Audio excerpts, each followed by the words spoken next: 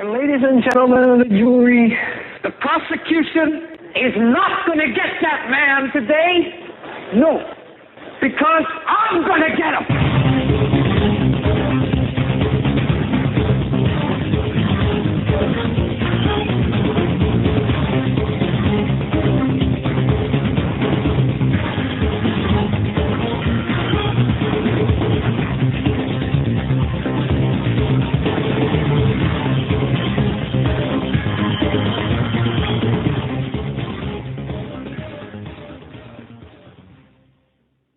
This is the Hagmann and Hagmann Report for today. It's Monday, February 4th, 2013. This is a live broadcast. I'm Doug Hagmann. I'm the co-host. With me is my son, Joe Hagmann. He's the co-host as well. Together, we are the Hagmann and Hagmann Report. And folks, for the next 3 hours, you're going to hear 3 hours of unbiased and uncensored news, analysis, and information you need to know in these perilous times. We broadcast each and every weeknight live from 8 to 11 p.m. Eastern Time. You can find us at our home base at HomelandSecurityUS.com, and you can watch us as well as we're simulcast in the high-def video on the Christians United Broadcasting Network. I want to thank each and every one of you for joining us, and thank you very much for your belief, your trust in us as we walk through this treacherous minefield of events together. And Joe, welcome to tonight's program. Glad you're in studio tonight. We had a little issue last night with some sound problems, so I'm glad you're here. Yeah, some really weird sound problems. But it was good that we had brought in Mr. Evenson and Mr. Quayle on, that they could stay on live while we were dealing with our issues.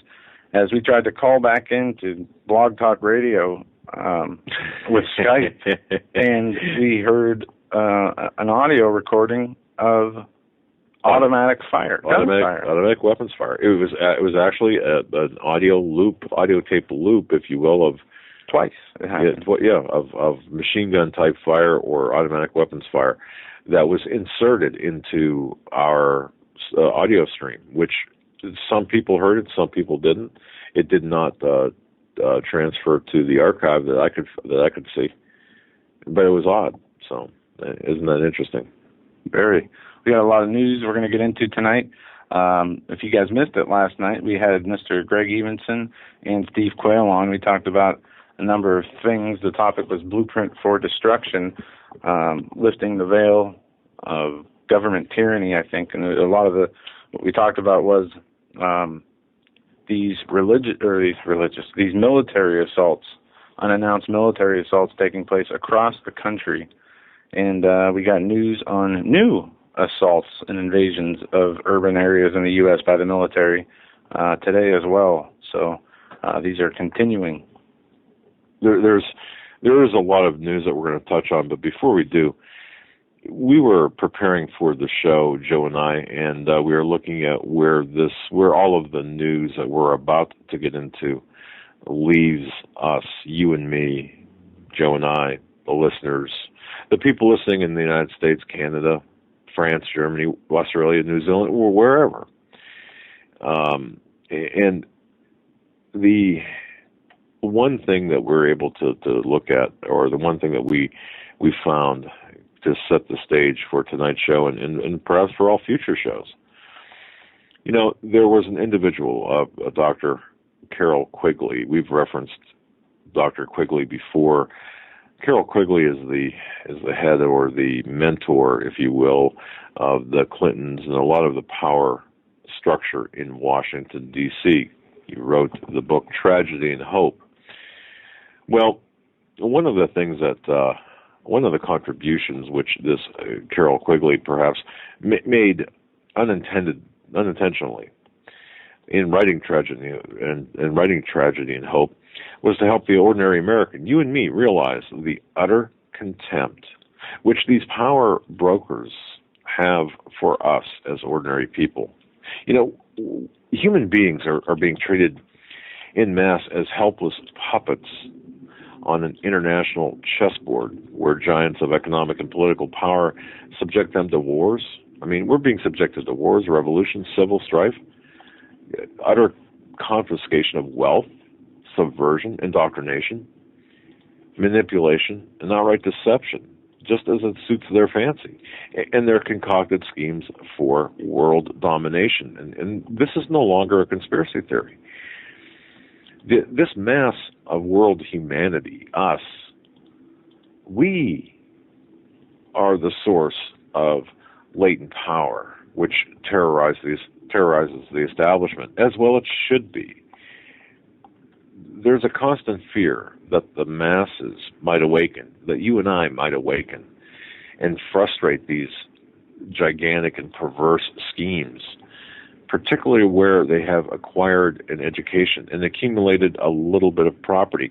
Now, we're trying to educate the public, and we're trying to, in doing so, we're hoping that that education does terrify the establishment. And of course, the accumulation of property, whether it's real property or whatever, I mean, that also is the antithesis of this international chess game, if you will.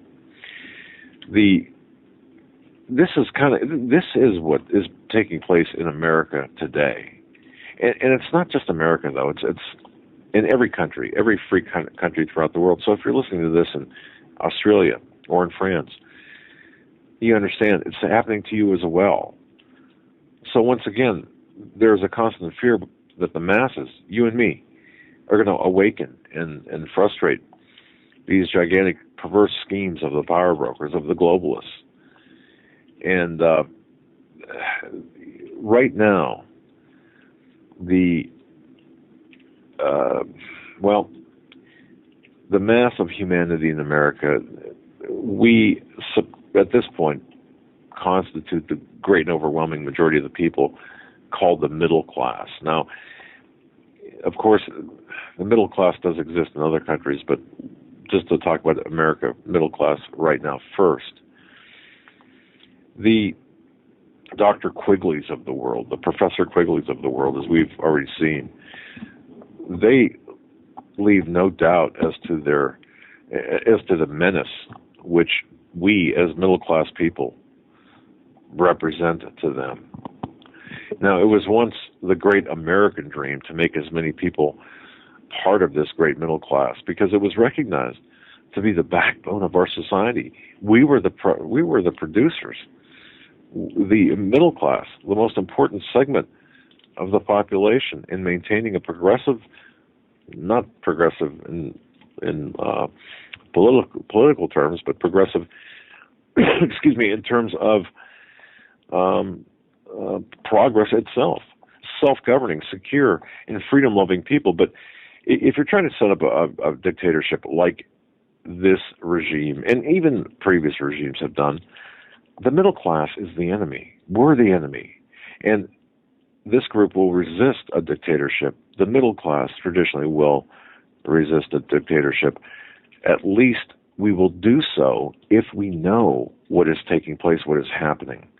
And that's the important thing, and that's why we exist, in our opinion, is to educate people, to let them know what's going on. So this is the fact of life, which the super rich, the collectivists of the establishment face today. Everything that they do must be accomplished in an atmosphere of propaganda and deception. And Joe and I were talking about this again, before the show. Everything is done under propaganda and deception. Otherwise, they keep running, the puppet masters keep running into a groundswell of resentment and resistance as they try to compel the middle-class Americans to give up their independence, our guns, our freedoms, our property, our constitutional prerogatives, our rights. Then what's the current strategy, though, of this tyrannical establishment? Well, just very briefly, folks, it's two-pronged. And you've heard this before. In fact, Glenn Beck's talked about this, and others have talked about this as well. Remember this? Top down, bottom up. Pressure from the top and pressure from the bottom. The current tactic right now is to create revolution, violence, and extremely serious social dislocation. This at the bottom, while creating an ever-increasing pressure from the top for this monolithic power by demanding that the executive branch of the federal government be given massive power to solve all of our problems. Aren't we seeing this now, today?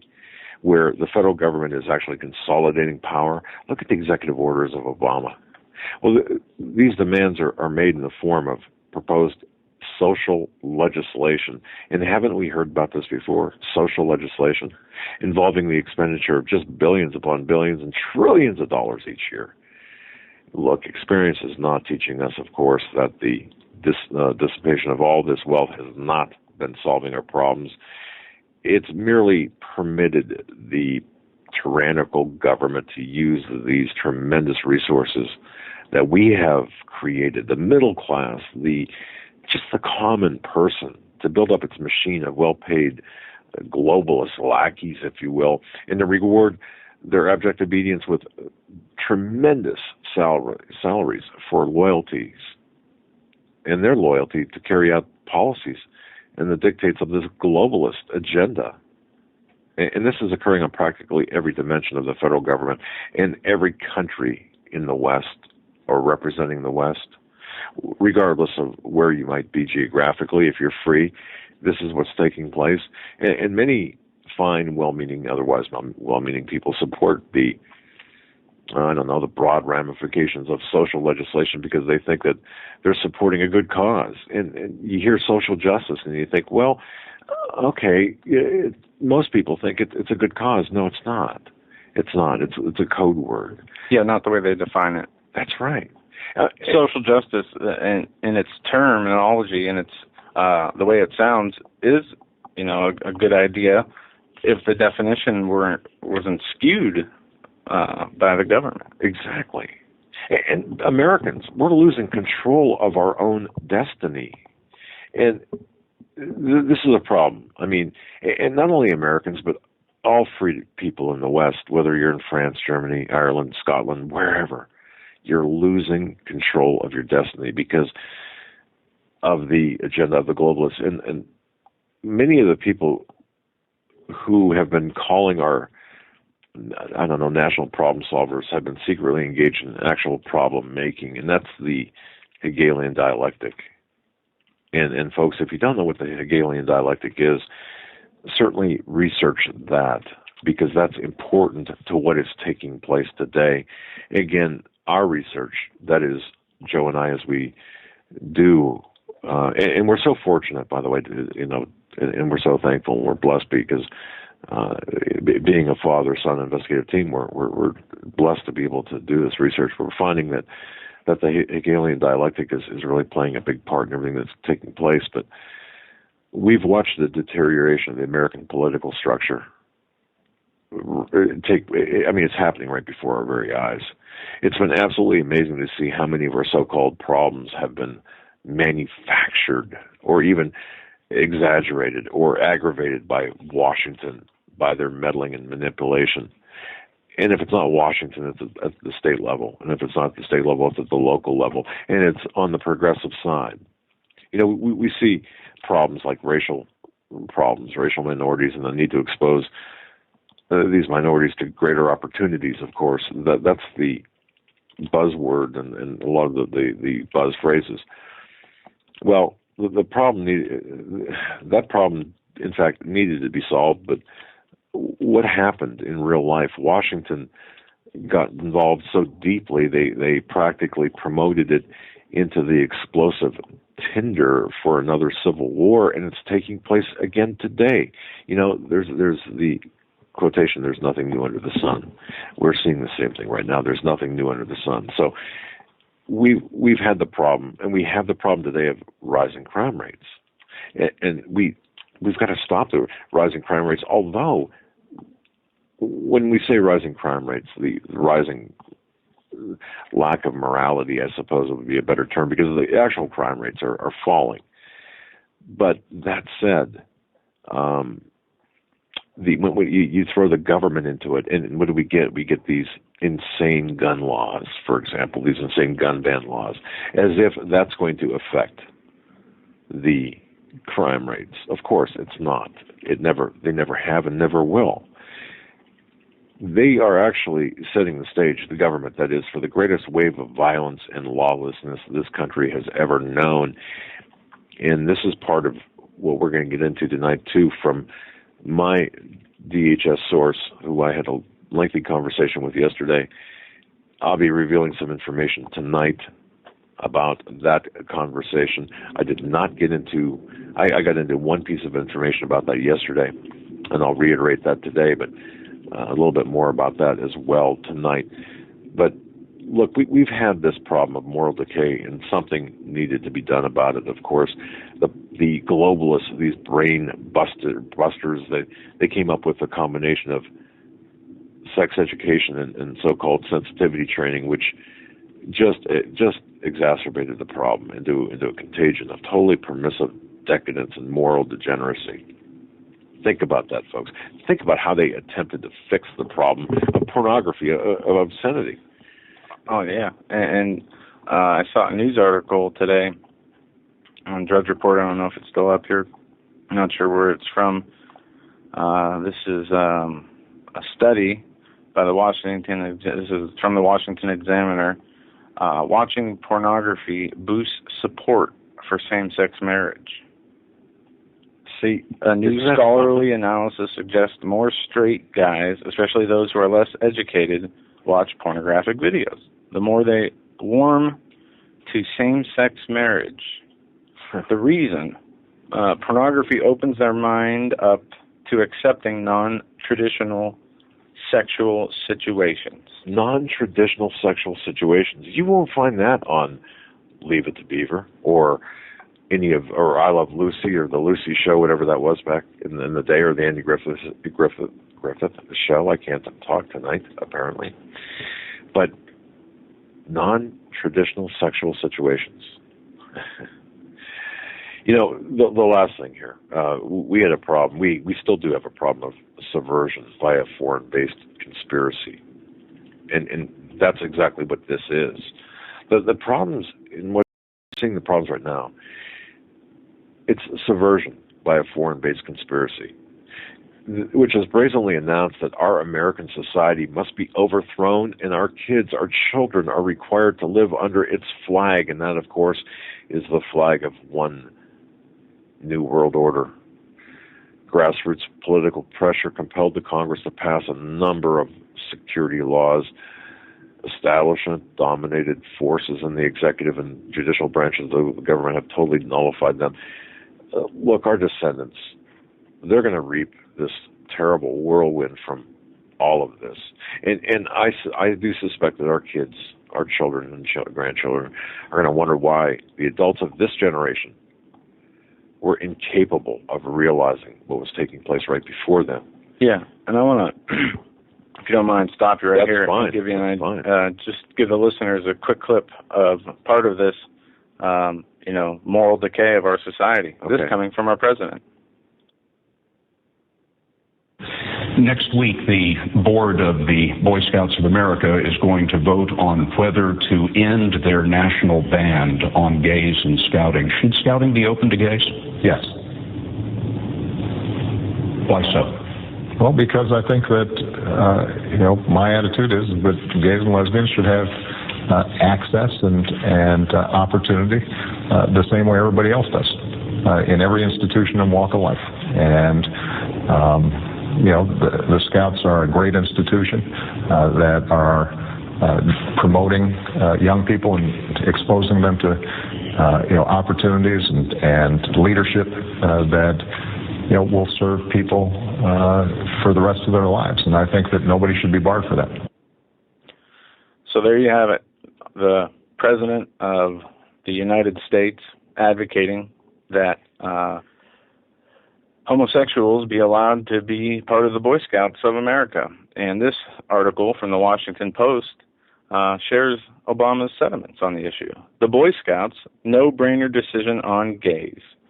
The Boy Scouts of America is set to vote Wednesday on whether to scrap its original ban on gay membership and to leave decisions on openly gay members up to individual troops. As the Post noted Friday in an editorial, this cautious plan is not exactly bold moral leadership. What James Dale proposed on MSNBC's Hardball last week, the Boy Scouts of America should not allow discrimination anywhere in its ranks. It makes more sense. You can't have children in one troop thinking that discrimination is acceptable and scouts in a neighboring troop to think that discrimination is unacceptable, said Dale. The anti-gay policy, which was top-down, I think the non-discrimination needs to be top-down as well. It goes on to say, since the sponsors have come under intense pressure to get the Boy Scouts to change its policy, a grassroots coalition of parents of gay scouts and gay parents who want to be involved in their communities by participating in scouting has added to the clamor for change. Meanwhile, according to a Reuters study, youth membership in the Boy Scouts has dropped 21% since 2000. Adult leader membership has fallen 14%. And it goes on to say, no matter what Boy Scouts decide Wednesday, it is intolerable. It's intolerable. Ban on gay members is on the way out. The country has changed, and it has changed on the issue of homosexuality in particular. And an example of just how times have changed, when asked yesterday in a pre-Super Bowl interview if gays should be allowed to participate in scouting, President Obama said yes. He went on to say that gays and lesbians should have access and opportunities to this, the same way everybody else does in every institution and walk of life. That's a no-brainer position the Boy Scouts of America should rise up and adopt. But see, they are attempting to redefine an American institution, not reinforce the values of the American institution. It's one thing to have someone with a sexual leaning, you know. But of course, at that age, the age of Boy Scouts, the traditional age, this can only add confusion. And why, Joe? Why would and people might say, well, this is really not hard news. This is kind of soft news. No, it's really it's definitely hard news. It's news because look at what look at the moral degradation that's taking place, and look at the redefinition of church, from man and woman to two persons. Well, and the church is accepting this, and homosexuality is a sin, and we should not hate or persecute an individual because of the way they live. If they're living that way, that is a choice that they make. Right. But we should not open up our institutions like churches. It should not be discrimination if churches who should follow the Scripture, strict religious laws, and they should not be allowed to impose their will on religious institutions, whether they're Catholic, Protestant, Muslim, Jewish, doesn't matter. Doesn't this mean that if you are a Christian, let's say a Catholic or whatever, a Christian denomination that is against the homosexual union or the homosexual, does this mean that you must abandon your religious beliefs in favor of the tolerance of this redefinition of what normal is? Yes, and you can see that through Obamacare.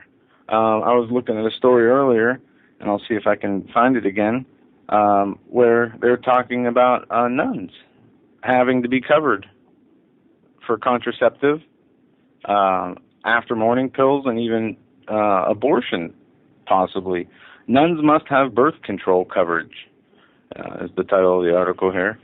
And it gets into, this is from the National Review, and it talks about... Well, that's a head-scratcher. I mean, I understand reality, but still, that's a head-scratcher. The Obama administration has pulled a fast one. In its proposed rule to supposedly provide greater protections to non-house of worship religious organizations opposed to contraception, and actually ensures that contraception coverage will be provided to all religious employees, whether in a house of worship, a covenant, church, or school. In other words, the proposed rule expands the government's intrusion into religious affairs rather than reduces it. Wow. Well, is it now? Are we not to the point now where we have to ask ourselves the question: is the sheer size and the power of these globalists, of these super rich, the super rich network, this globalist agenda, this Illuminist, this Luciferian satanic type framework, And I don't think that that's an overreach in terms of description, but are they now too big and too powerful, too well entrenched in our government, in our social fabric to be overturned or even resisted effectively? I wonder about this. You know, the members of this global elite, the members of this, the puppet masters, the central bankers, they're going to go ahead and finance revolution on both sides.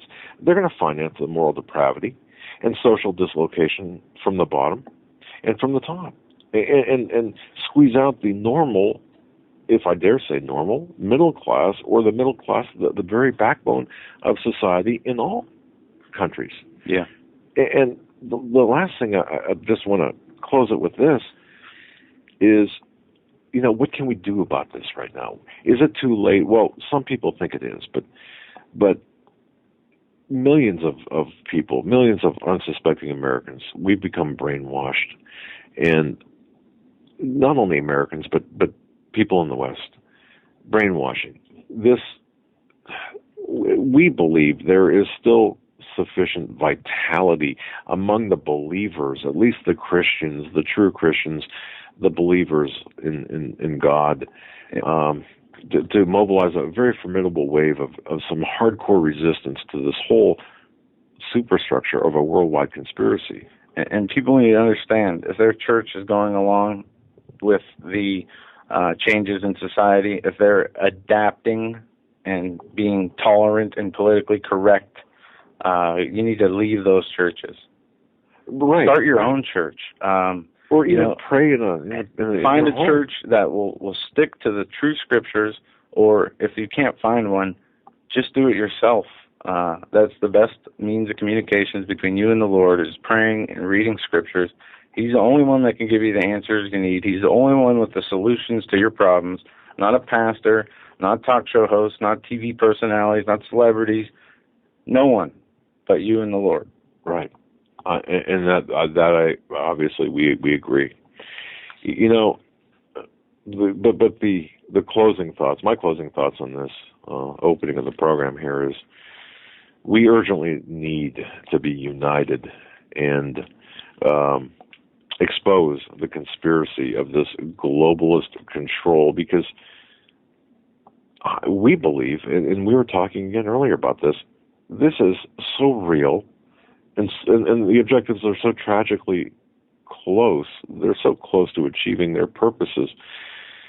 You know, if we continue to educate the people, or attempt to educate people about what is taking place through news, through a biblical worldview, through hitting to the very heart, the very soul, the very crux of the core of the issues that no one is touching. And the news every day now is so important and so relevant to how the world is changing, day to day, so much, and in such extreme fashions, to where, you know, things that are being proposed now publicly 15 years ago were talked about in secret meetings where if you spoke about them, you were a conspiracy theorist, let alone talk about the ideas that they were trying to promote, even though the people that were promoting these ideas did so openly through other channels like books and, memorandums and different things, and publications. And they have their own network of magazines and newspapers, as they control all communications in the U.S., pretty much. And now we're seeing, much they do. As yesterday's show title said, the veil is being lifted, and that's something we're talking about. The veil of their plans, whether it's on purpose or not. Zbigniew Brzezinski said a couple of years ago that part of the problem of implementing their agenda sooner was a global mass awakening, political awakening. And he went on to say it used to be easier to control 1 million people than to kill 1 million people. But now it's easier to kill 1 million people than to control them. Well, that's one thing that I was talking with someone earlier today from another country who said, you know, they understand why people, for example, like Alex Jones had gone up against Piers Morgan the way he did, and sometimes the way Steve Quayle says the things he does, is because no longer are these puppet players no longer do they get this, or should they be? Can they be fought with, being nice or being diplomatic? Because they are so cold right now and so focused on their objective that just playing nice and being nice on. No, I'm not of course advocating just rude behavior but you've got to shock people into awareness, and that's what that was a discussion I had today. Shocking people into awareness at times is much needed. And it people call it offensive or shocking or bold, but it's you want to be biblically correct rather than politically correct. That's true too. But you've got you can't. In addition to being biblically correct, you have to be strong in the word and strong in your convictions, and to make people realize that the fight has to be taken to a different level, especially with our country at stake and our moral high ground and moral absolutes at stake here. Yeah. The violations are so egregious to Christians right now and the people of God. And I had a thought the other day of people who have dreams. People all seem to have this same dream where they find themselves speaking or naked in front of a group of people in their dream. For you, though, that wasn't a dream. That was... Unfortunately, I don't have dreams like that, but it seems a lot of people do. Well, and that got my mind thinking, on Judgment Day, we're all going to be spiritually naked before the Lord. That's right. Everything will be, that we've done in our lives, the sin, will all be in front of us. We'll have no excuse for anything that we've done that we haven't repented for. And people talk about the humiliation they feel in their dreams and the things that, they feel when those uncomfortable experiences arise. Well, multiply that by a number you can't even imagine. Right. And just, that's what we're talking about.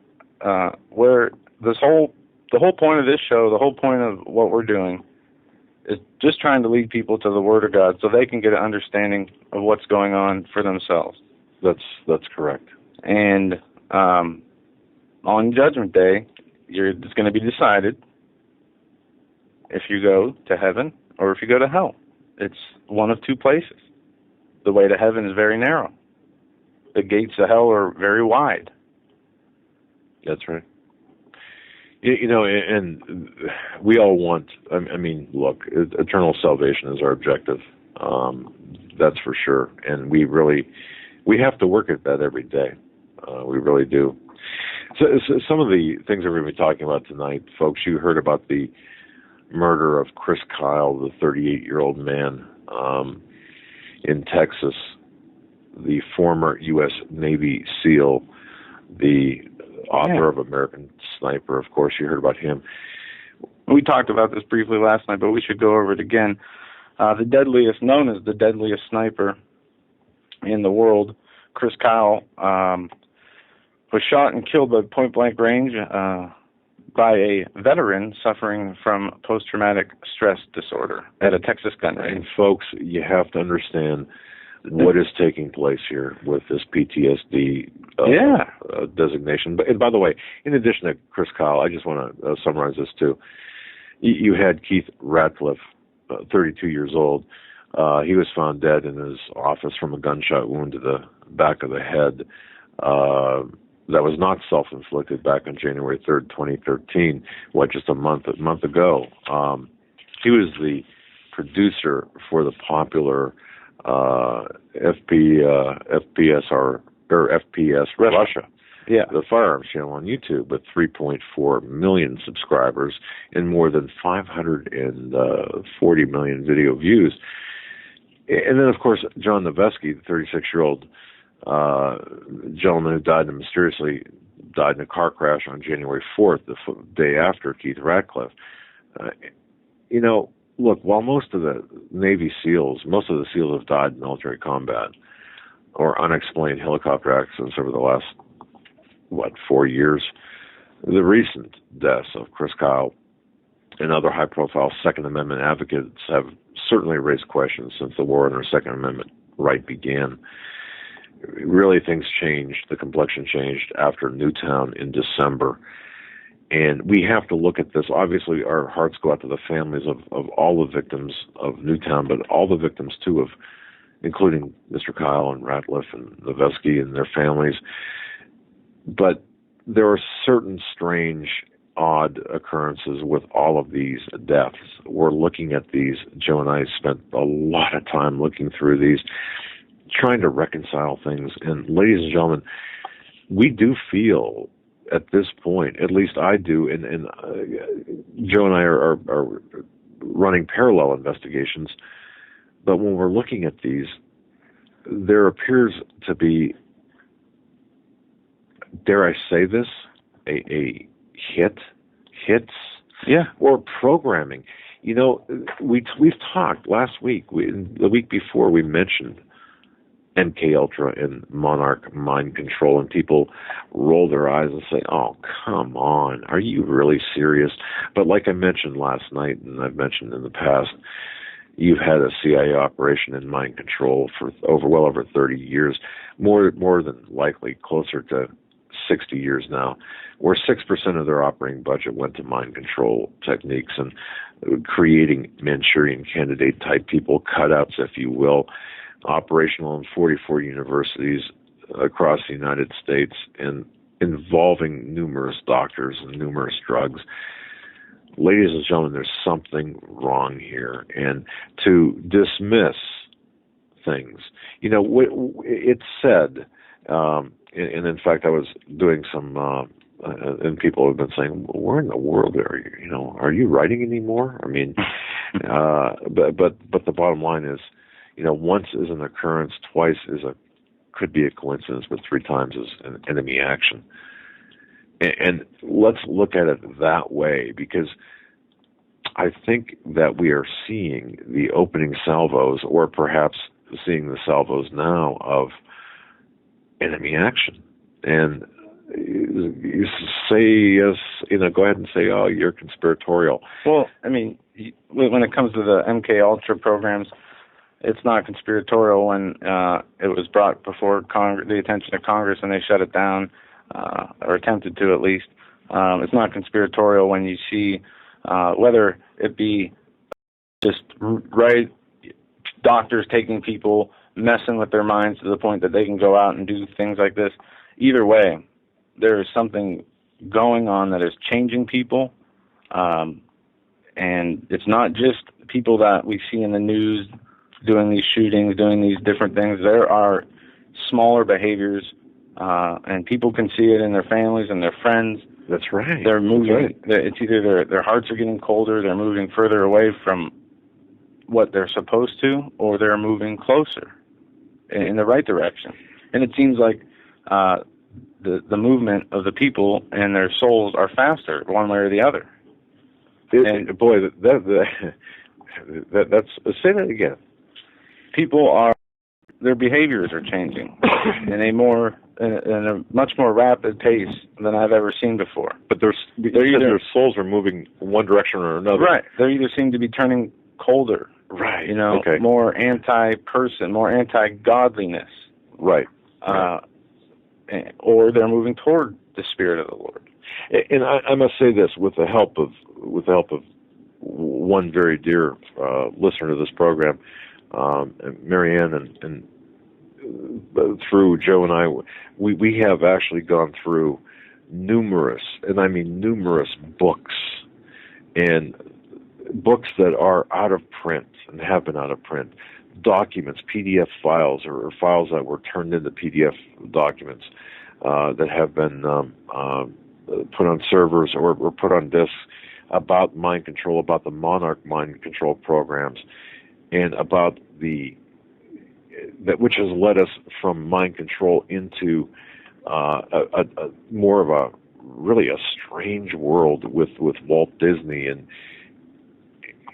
Alice in Wonderland, you know, the Wizard of Oz, and people think, okay, you've really lost it now, but but to see a lot of government-sanctioned documentation about this. Yeah. Are you serious? Listen to this. We knew about the West Point document. We talked about it, but there was a good a good article written today that really puts it into perspective. It was written on the 2nd. The Combating Terrorism Center at West Point says opposition to a New World Order is terrorist activity. Okay. And you know what, Joe? You know what we missed? We both missed until it was pointed out to me by I think it was Bob out of Idaho who sent me this email. He watched, and I'm almost embarrassed because in Western New York, in Clarence, New York, they had that meeting about the guns, about the okay. Well, one of the gentlemen there, and this was on YouTube. There's a 34-minute unedited video of this meeting in Clarence, New York, which is outside of Buffalo. It's just east of Buffalo, a town east of Buffalo, about 10 miles. But one of the gentlemen there held up that very document that you have, held up that document during that meeting and said, everyone needs to read this West Point document. And he was, he was applauded by the people there, but the people, there was off-camera conversation. It was caught by the audio, but not the video, where people were saying, what document is that? What is that? Okay, and then there was conversation about this West Point document, which you were talking about. Now say that again, the document itself makes the belief. Combating Terrorism Center at West Point label anti-federalists who oppose a New World Order, as well as members of far right-wing activist groups, also Christians, as potential terrorists. The U.S. and the headline is Combating Terrorism Center says opposition to a New World Order is terrorist activity. Right. Now, who would say that, or who would do that if a New World Order did not exist, or if that concept did not exist? Wouldn't they say, fighting against this ideology or this nonsensical conspiratorial aspect of a New World Order? Of course not. But it does exist. It's been named by Bush and Cheney, Wolfowitz, everybody, Clinton, both Clintons, probably all three, including Chelsea by now. But see, this is what we're fighting against. We're fighting against this New World Order. And people hear the word Illuminati, for example, and I always kind of chuckled and thought, oh, come on, But all of this is connected to the Illuminati, the globalists, the Rockefellers, the Rothschilds. This is real. And whether we believe it, for example, or whether your wife or your husband believes this, it doesn't matter. The people who are involved in this larger, grand plan for world domination, it's important that they believe in it. And then you start getting into the deaths of, like, Princess Diana, and, holy cow. And the real, tonight we named the show Propaganda versus Common Sense. Right. Because there is a lack of people who are able to think beyond the scope of what they are told, what they hear in society through friends or TV, especially TV, news, media, etc. And it seems like the people that are able to think for themselves are very much outnumbered in America by the people who would rather have their thinking done for them, whether it's on issues of sports or political events or even religion. But see, 5 years ago or 6 years ago, 4 years ago, I don't know, that was me to a large extent. I was stuck on thinking, well, if it's Republican or not even that, if you wrap yourself up in the American flag, or if you do something because it's patriotic and because you love your country,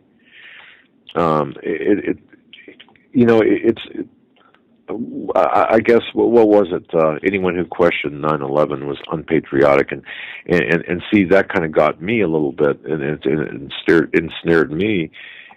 If you were truly patriotic, you wouldn't ask questions about things like 9/11. You wouldn't think that the government would have any part, and by government, I'm going to go with Alex Jones's statement about what did he call it? The criminal elements in the military-industrial complex. Right, as opposed to government. That's what President Eisenhower labeled the New World Order then. Yeah, and so, why all this? Why rehash all this on February 4th, 2013? Why even talk about all of this? Because the reason for this, and this is my belief, and once again, as when I put, hours of research into this, to look at the headlines and bring you the news that really matters.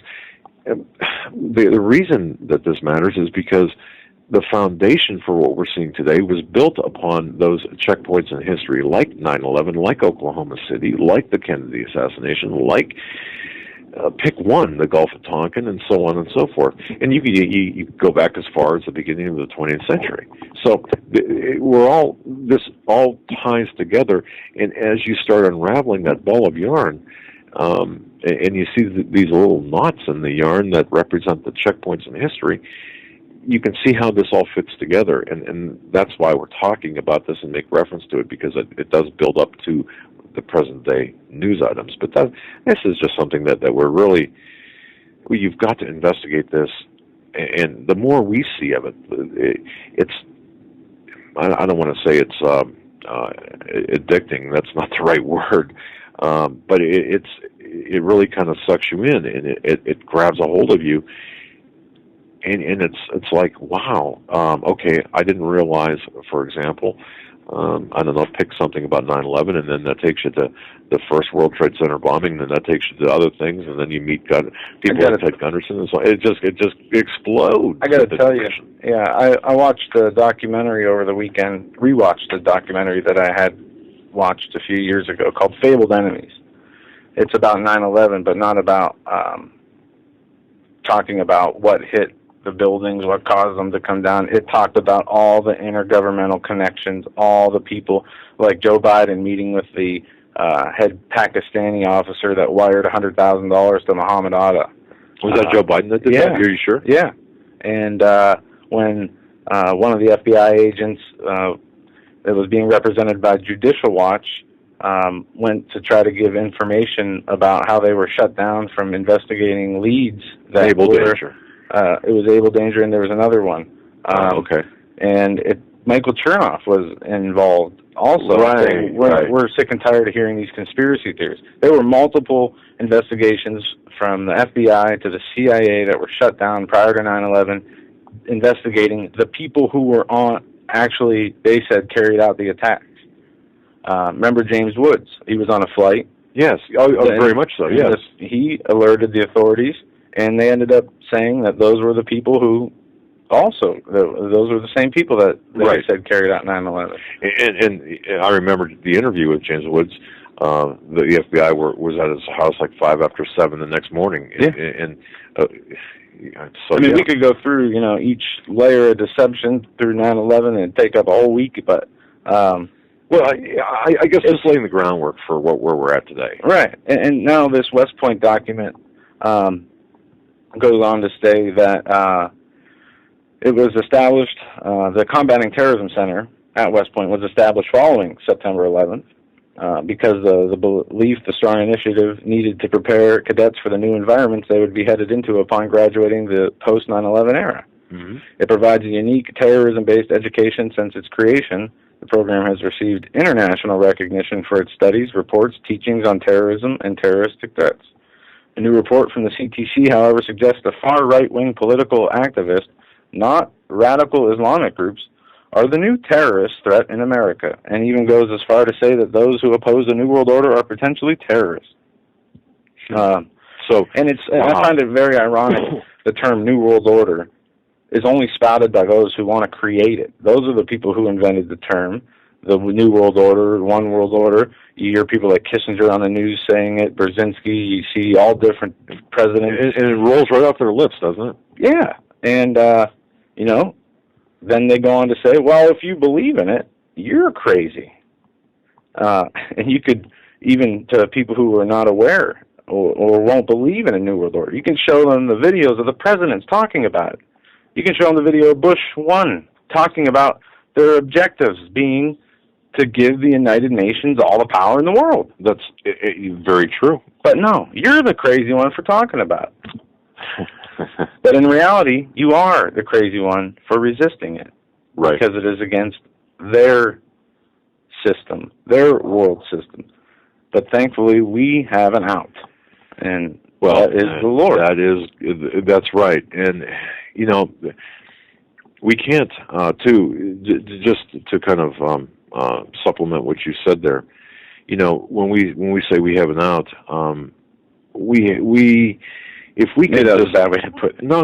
We have a Savior. We have somebody who died for our sins so that we may be saved. And the unification under Christianity, the one thing that Steve said that I agreed with yesterday, and maybe this was not during the show, it was off air, I think, you know, the different denominations of Christianity, because remember how, you know how we always talk about, well, we really need to unite under Christianity, and Steve said something to me, well, if that was possible, there wouldn't be so many denominations, different denominations with different with different doctrines, and that's perhaps correct theologically, but in a practical sense, boy, if we, the listeners and us, just as maybe nexus people, as a catalyst to help this unification, to fight this great beast that we're being encumbered, that is attempting to encumber us. Again, whether you're listening to this in France or Germany or elsewhere, or the United States, we need to unify and fight this and kind of have a unified front, because and the exposure and the education does go along with this. So I'm getting off track. I don't mean to do that. We do have a lot of hard news. Folks, by the way, if what I'll do is I'm going to put a link up on our archive page at homelandsecurityus.com. This weekend, Joe and I appeared on Tribulation News. That's the correct radio, or that's the correct name, right? Joe? You know. Sound is gone. No sound. We are up and running. Can you hear us? We are up and running. Skype's connected. Can you hear us? Okay, I hear you both.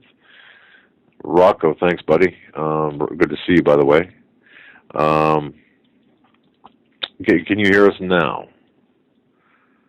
Boy, I hate to do this during half the power is on. All right. Well, we're going to keep going. I don't know why you guys don't have sound. Some people don't. I don't know what under what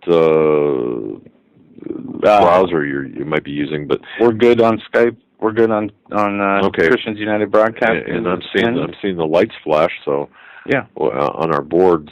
So anyway, we appeared this weekend on Tribulation News. We were just asked a lot of questions about us personally. Yeah, I mean, I suppose we gave our personal accounting, which we don't normally do during our regular programming. So we're going to put a link up in our archive page at homelandsecurityus.com. Yeah, also under the 2013 programs to that program, so you can, if you have questions about, like, you know, where we came from and how we got here. Yeah, like we do still. Wednesday, next Wednesday, the 13th, we are going to be on Lori's Talk News Radio show. It'll be on right after our show, just after our show, from 11:05 to midnight. So that's next Wednesday. And then Thursday, we're going to have author Daniel Holdings, As the Darkness Falls. Things are not what they seem. That's kind of a mixture. The book is a mixture, as I understand it, between fact and fiction. We just got it in today. We'll review it, but it's kind of like a faction book. But he's got a good handle on news of the day, and that's Daniel Holdings from a Christian perspective. So we're excited about that. That'll be Thursday, as you said, Joe. Now, sometime this week, I expect to be, I don't know which day, but I'll be on Israel National News, which is the largest radio station in the Middle East. Always win friends and influence Muslims over there when I'm on, with Tamar Yonah. and a good friend of this program, Tamariana. Hopefully she'll be on our show. And sometime this week, I believe I'll be on with Pete Santilli as well, just to let you know. Just to keep people who can hear us updated, there are a lot of people who can't hear us. Okay. For whatever reason. And Troy says everything's okay. He's still connected. We're still connected. No, we're not. No, we are not. Okay. Well, let's just... All right. I see the host was disconnected. How about now? No. Scream louder. No. He's going to have to call back in as host. All right.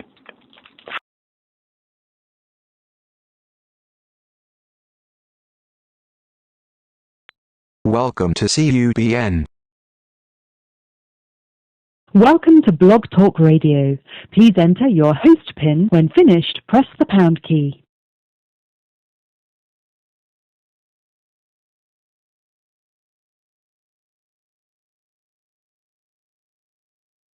I'm sorry, but I did not hear you press at least 4 digits of your PIN number.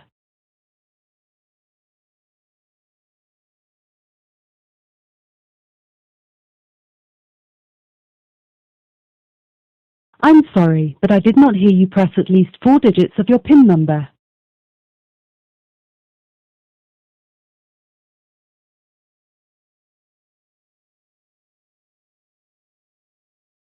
Thank you for using Blog Talk Radio. Goodbye.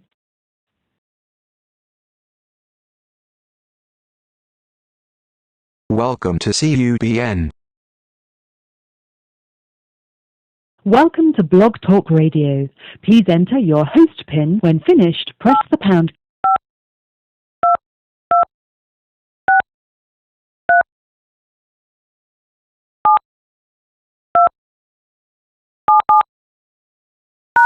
Our menu has recently changed. Please listen. Since it appears you're calling back into a live show, we are reconnecting you now. Of course, you folks know this. We've done everything in our power on this end.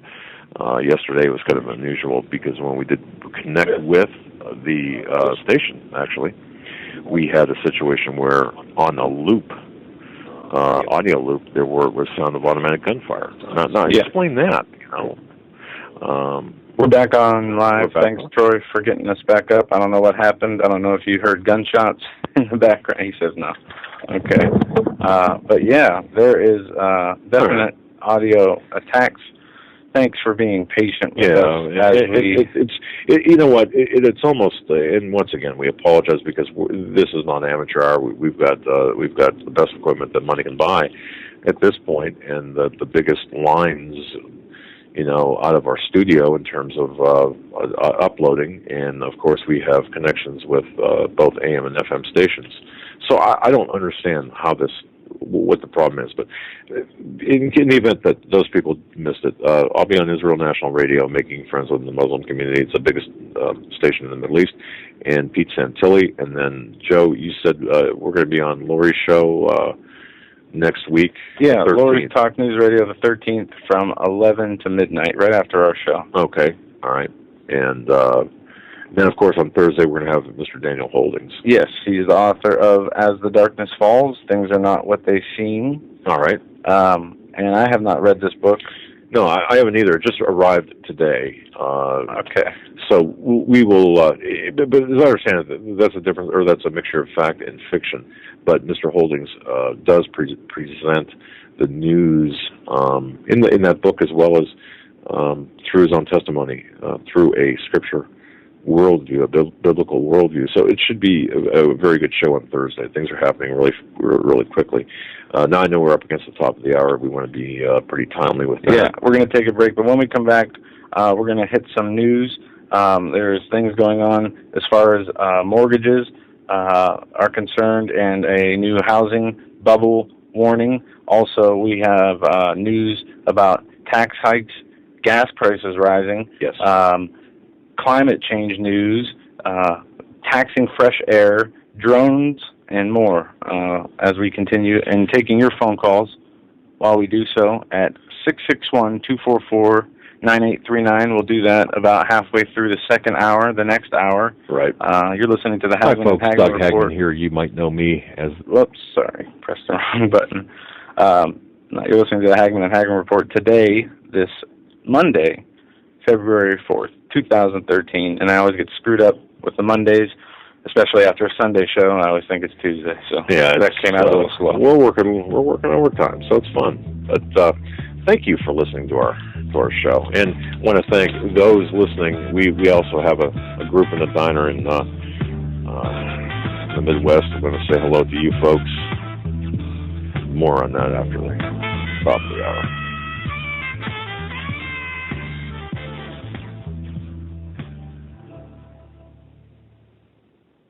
Hi, folks. Doug Hagmann here. You might know me as the co-host from the Hagmann and Hagmann Report, or as a frequent guest on Coast to Coast AM with George Norrie. If you're like me, you're tired and confused over today's headlines. You just don't know where to turn for accurate, concise information about really what's going on, what's truly going on in today's society. If you don't know where to turn for accurate, well-researched, and properly vetted news, I've got a suggestion.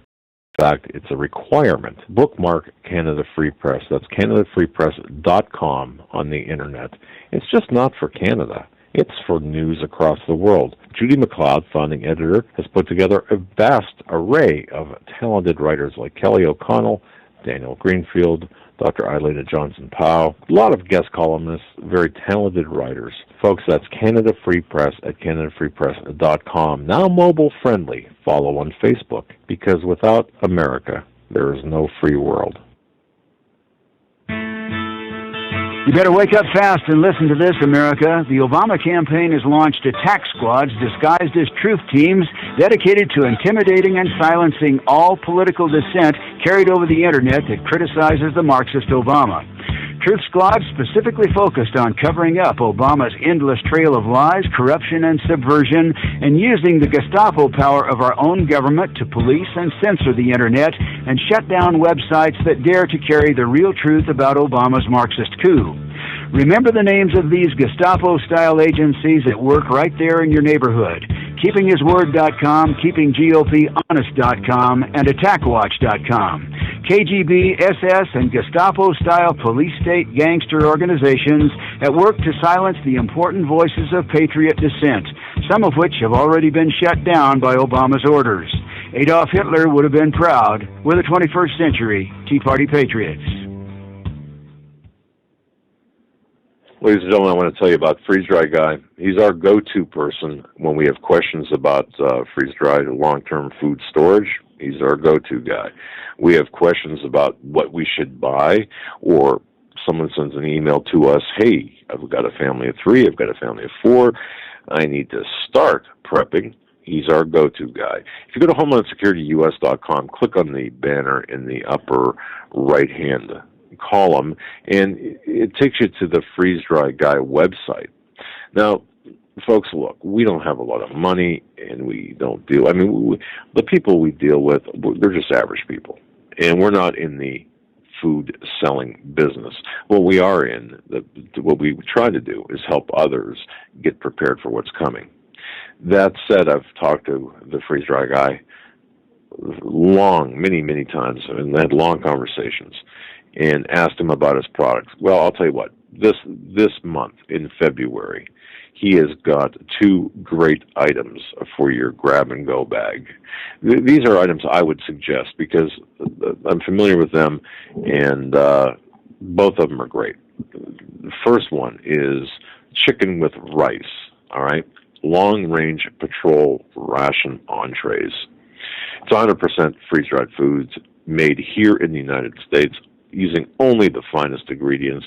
This month, the February special, these 2 items, one being the chicken with rice, the second one being no refrigeration required ice cream, real ice cream. 1 case of Oriental-style chicken with rice entrees, normally $132 per case, which have 20 pouches in them. They yield 20 ounces of fresh food per pouch. Normally $132. For listeners of the Hagmann and Hagmann Report, $106. In 2 cases, 206. And the prices go down with the quantity. The ice cream desserts, eat it dry. Really?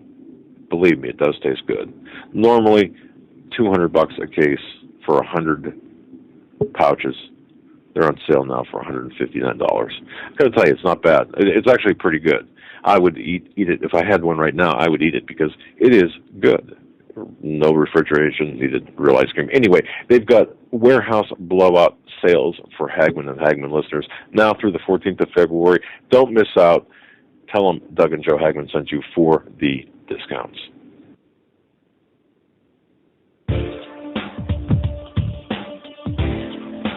Hold on to your seat. The Hagmann and Hagmann flight is now taking off. Doug and Joe Hagmann have cleared the runway of TSA agents, jihadists, political crackpots, and global elitists. Now get ready for some real news. Here they are, Doug and Joe Hagmann.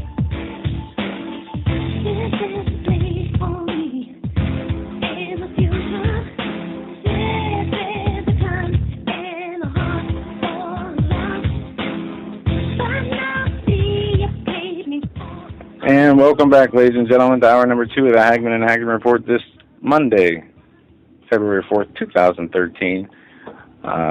For all of you who missed last night's show, we had special guest Greg Evenson and Steve Quayle on to talk about the military drills that were taking place across the United States unannounced.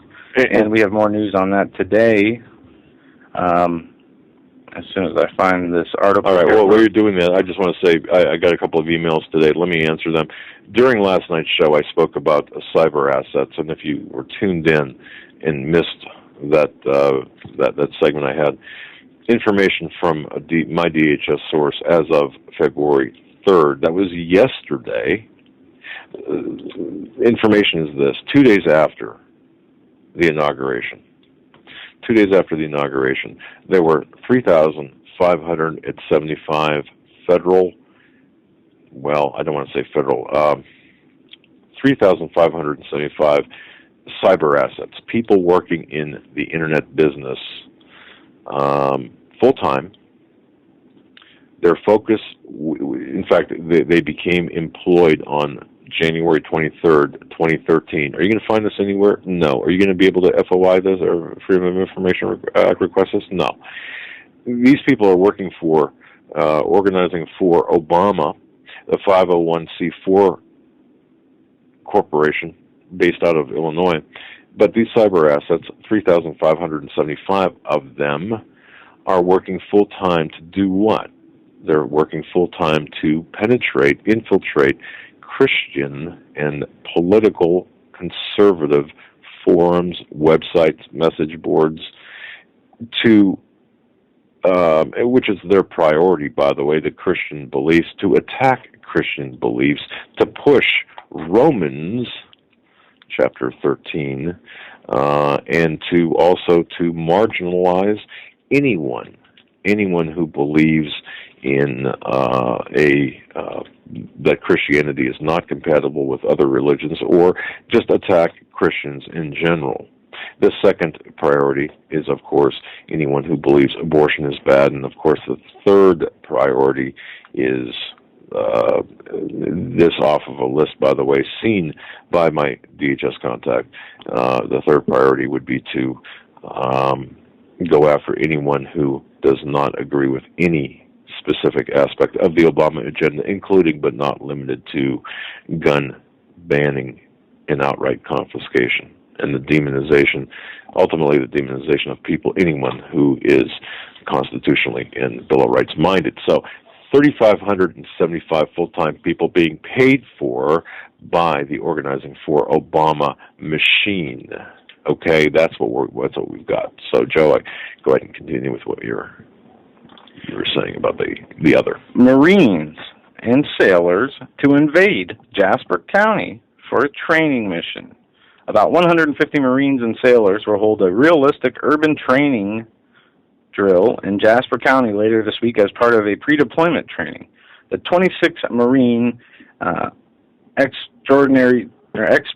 Expeditionary Unit will train with within the Ridgeland town limits Thursday through Saturday Times and exact locations for the training are not being announced, according to Second Lieutenant Gerald Farrow. The training could take place at any time during those days, he said. Residents will likely see and hear military vehicles and aircraft. The Marines and sailors will be stationed on ships, and training is part of the certification for deployment to the Mediterranean and African shores, the general goes on to say. Participants will be in uniform and carrying weapons. Some exercises will be taking place at nights, and the residents will hear popping or bullets as Marines fire blanks. Oh, man. The blanks do not pose a hazard for residents, Farrow says. The training has been coordinated with local county and state agencies and officials, including Ridgeland Police Fire Departments, according to Marine Corps News. Beginning today, Marines will notify residents face-to-face and door-to-door if the training will be near their property or home. Flyers with more information will also be available. So, I guess maybe we should learn how to be professional victims and hide under our desks. Remember that, folks? During the Cold War, when we do hear the popping and see the helicopters and the expeditionary forces come through. By the way, you can make that print bigger, man. I can't even see that. I don't know how you can, but what are you talking about? The print that you were reading there. I can barely see that. But anyway, wow, this is just, people have said that this has happened in the past, but I don't specifically recall. Any listeners recall this? Anybody in the chat room? Do you recall this type of urban warfare training in the past? I don't recall any of this, but I don't know. Yeah, and to say, you're going to be hearing popping sounds. You're going to be hearing gunfire.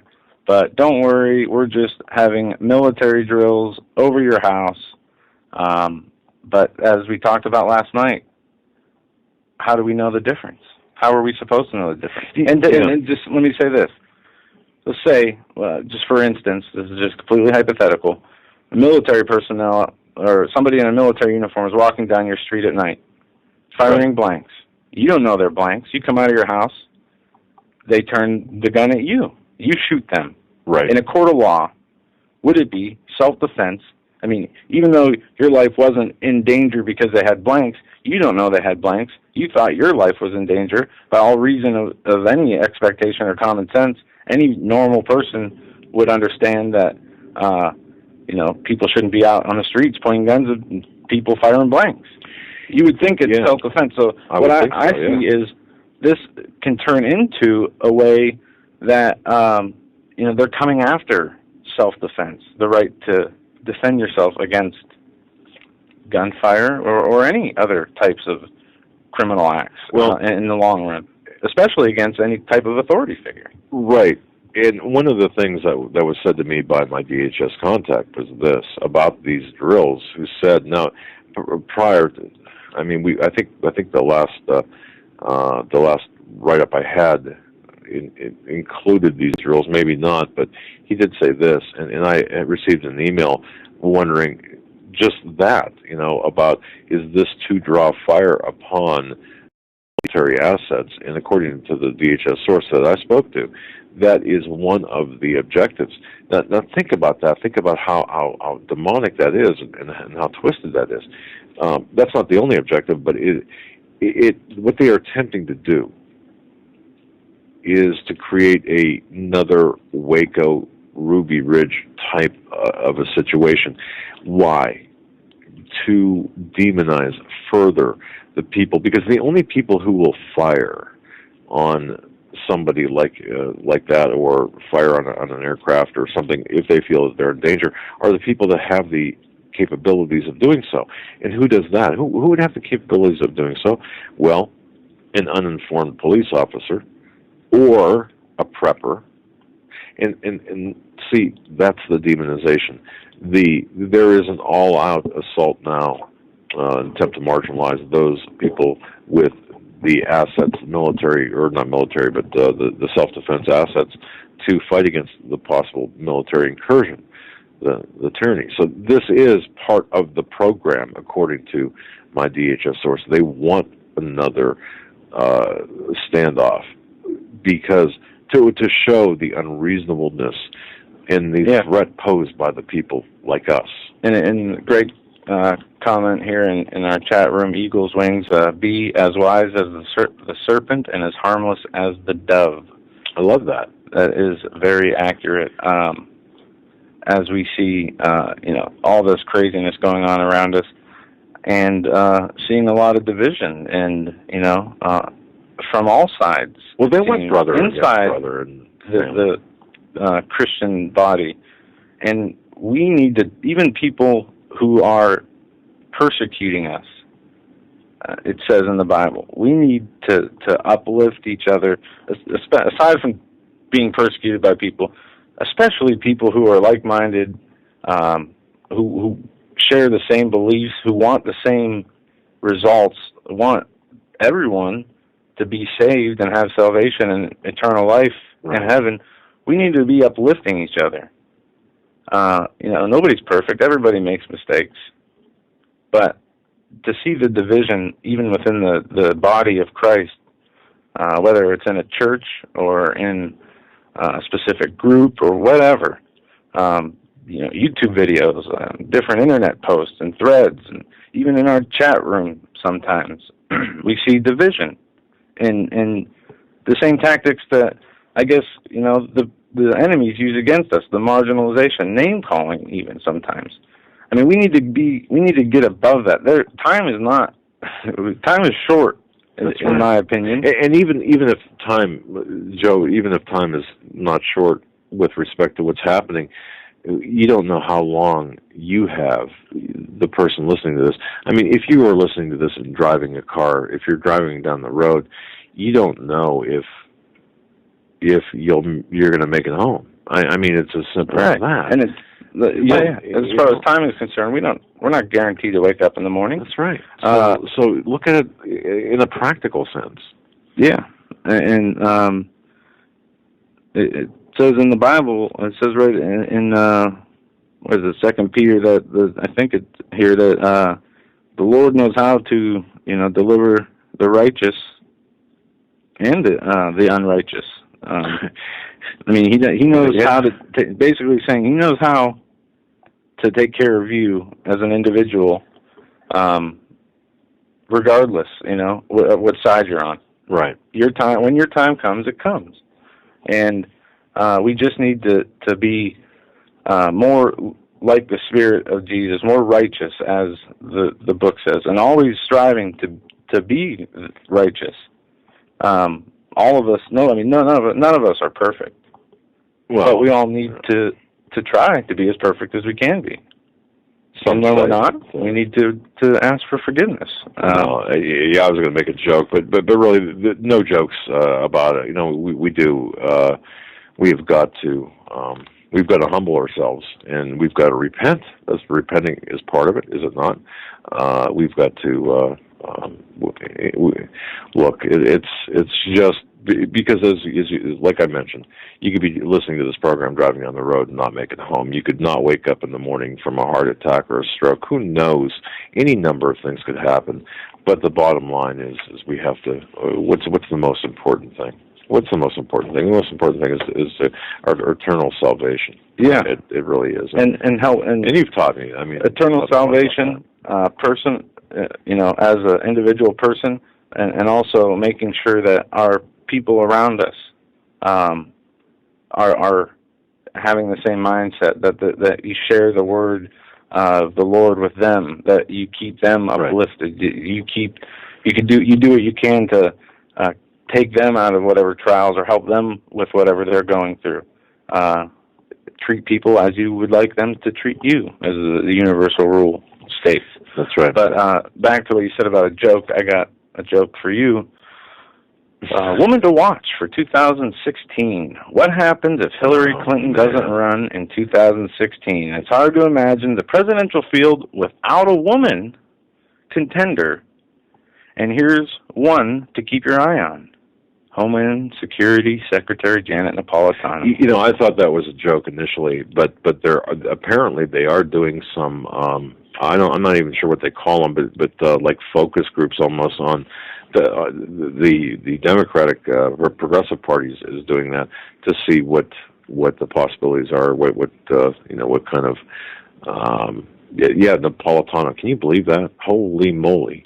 That would be like Janet Reno too. I mean, come on. It goes on to say that Napolitano is quietly making it known that she is considering the race and that there is a reason to take her seriously. She's positioning herself to be a no-nonsense, pro-business centrist who has worked as a governor as the state of Arizona. Did a fine job there in keeping the illegals out, I must say. Yeah, and now she has apparently she has the ability, or it is in her hands, with the legalizing of the 11 million illegal immigrants, as they say.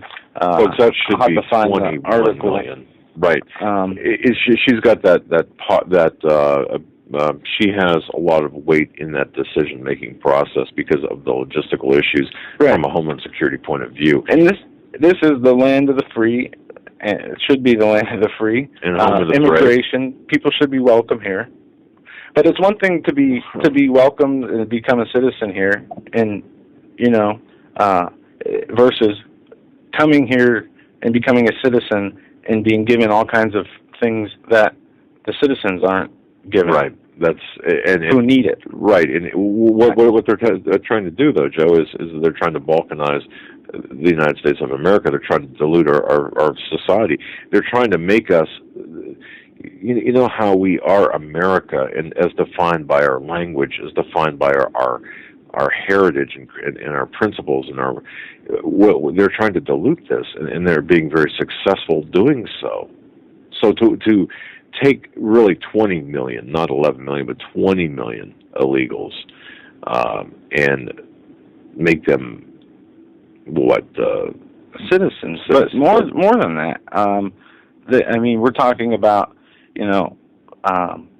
which in some instances I can see this as being good if there was a true free market where immigrants who bring businesses over here get 7 years of tax exemptions. Sure, I don't disagree with that. Cloward Piven on steroids. I mean, I don't disagree with that. If we had if everything was the way it should be. Well, see, it's not. But it's changed so much, and people get this sentiment that immigrants are. It's a horrible idea to allow immigrants to come here. Well, if that were the case, none of us would really be here. But I know America's different now, and obviously it's just a huge mismanagement, all the money, a huge change in the laws, and the reason that this is part of the division process. But we just have to remember, in this too are people who are going to exploit that situation, and that's the problem. Are exploiting, and there's exploitation of the welfare system. There's exploitation of the disability system. There's exploitation of the immigration system, and to just give a blank pass to anybody and everybody, it would be very irresponsible.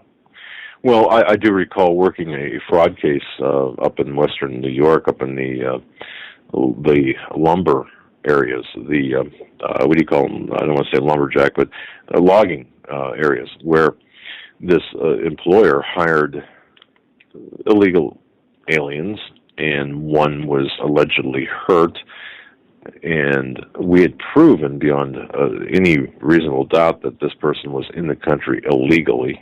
As a matter of fact, could barely understand or even speak the English language. He was put into the workers' compensation system because of this injury, and it was a fraudulent injury. It was a fraudulent situation to begin with. Well, when we pointed out that this individual was using a fake Social Security number, fake Social Security card, much like the current occupant of the White House, we were told that it didn't matter, and this person actually received a settlement for like $127,000, of which his attorney got a third of that. But imagine coming to this country, being in this country illegally for a few months, getting a job, and within a 2-year time period through fraudulent means. Through fraudulent means, getting well over $100,000. It's crazy. A couple of things before we go on, Joe. I think we ought to make this a kind of a permanent, make these permanent parts of our show. A product of the show, a prep product of the show, in listener emails and letters. But I want to ask people, folks, how are you doing with your preparations? Your whether it be your pantry or whatever. How are you coming with that?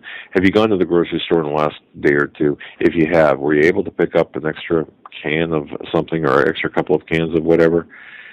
Are you doing that? I just want to remind everyone to keep doing that. And maybe, go ahead.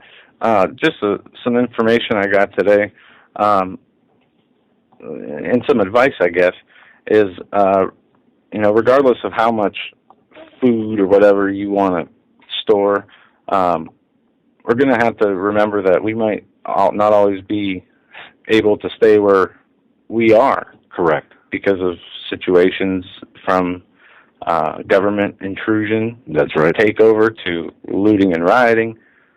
So any type of preparations we make, we have to also understand that we have to possibly go mobile at some point. Well, that's true. And now, the answer to that, of course, food-wise, would be the meals ready to eat. Those are more expensive. So, and I think I saw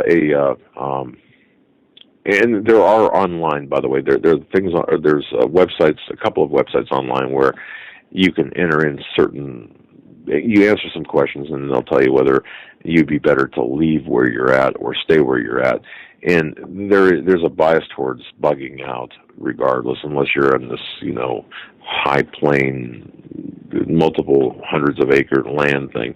But that said, the majority of us, and I have to say this, the majority of us, we really don't have any place to go.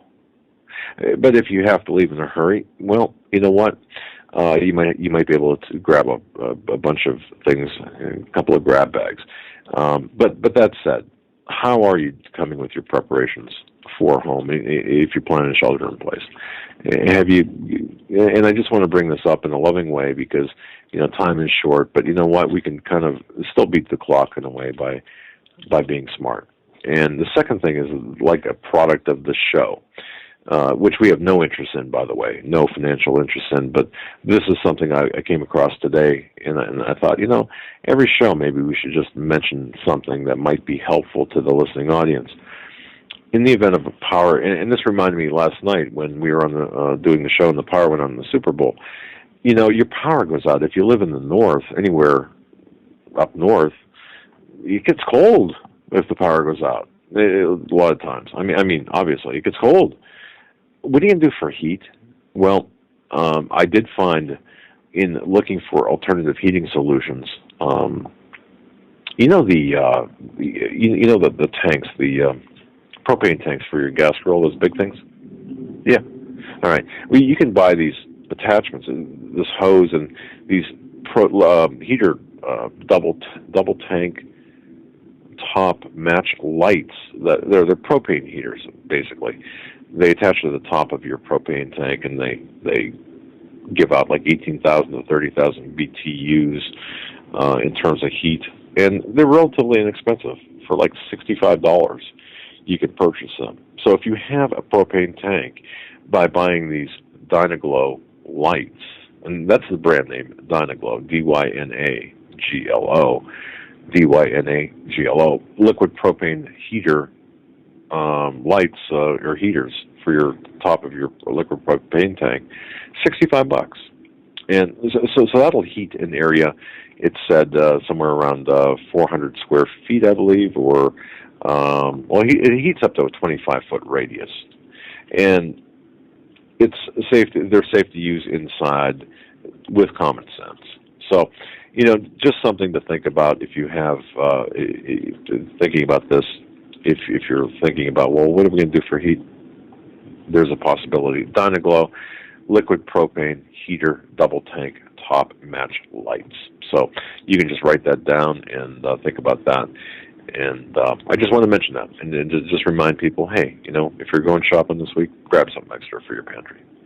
All right, you guys can start calling in 661-244-9839. We'll be taking calls in the next few minutes. I just wanted to get on the mortgage issue real quick, as I see this as a important issue. 2 articles, one from Market Watch. No money down mortgages are back. It's 100% financing, the same strategy that pushed many homeowners into foreclosure during the housing bust. Banks say that those loans are safer. They're almost exclusively being offered to clients with sizable assets and often require 2 forms of collateral, the house and a portion of the client's investment portfolio, in lieu of a traditional cash down payment. In most cases, borrowers end up with 1 loan and 1 monthly payment, depending on the lender. Roughly 60 to 80% of the loan can be pegged to the home's value, with the remaining 20 to 40 on their assets. But this is a problem. And I'll post the first article in the chat and the second one here. Former Reagan budget director warns of a new housing bubble. The market may be rising, but according to one report, all not as well on the home front.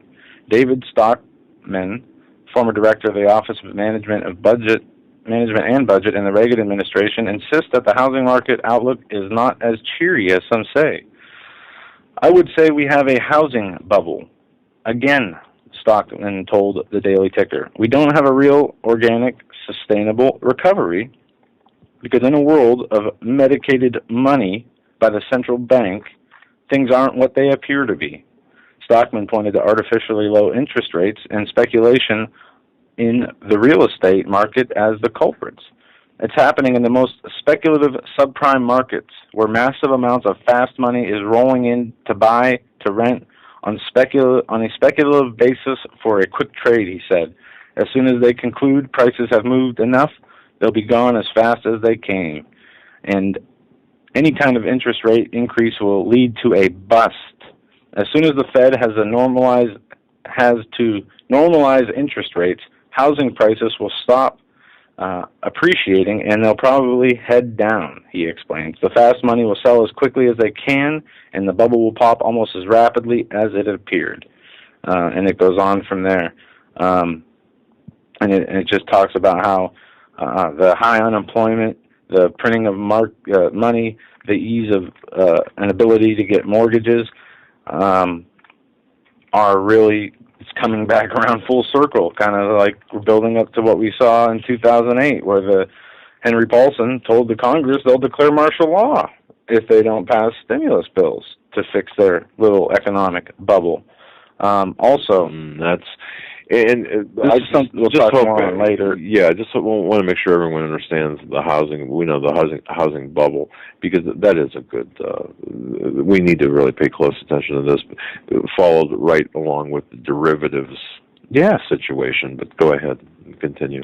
This piece of news here is kind of interesting. Seeing where the information comes from. The UN admits solar activity may play a significant role in global warming. Okay?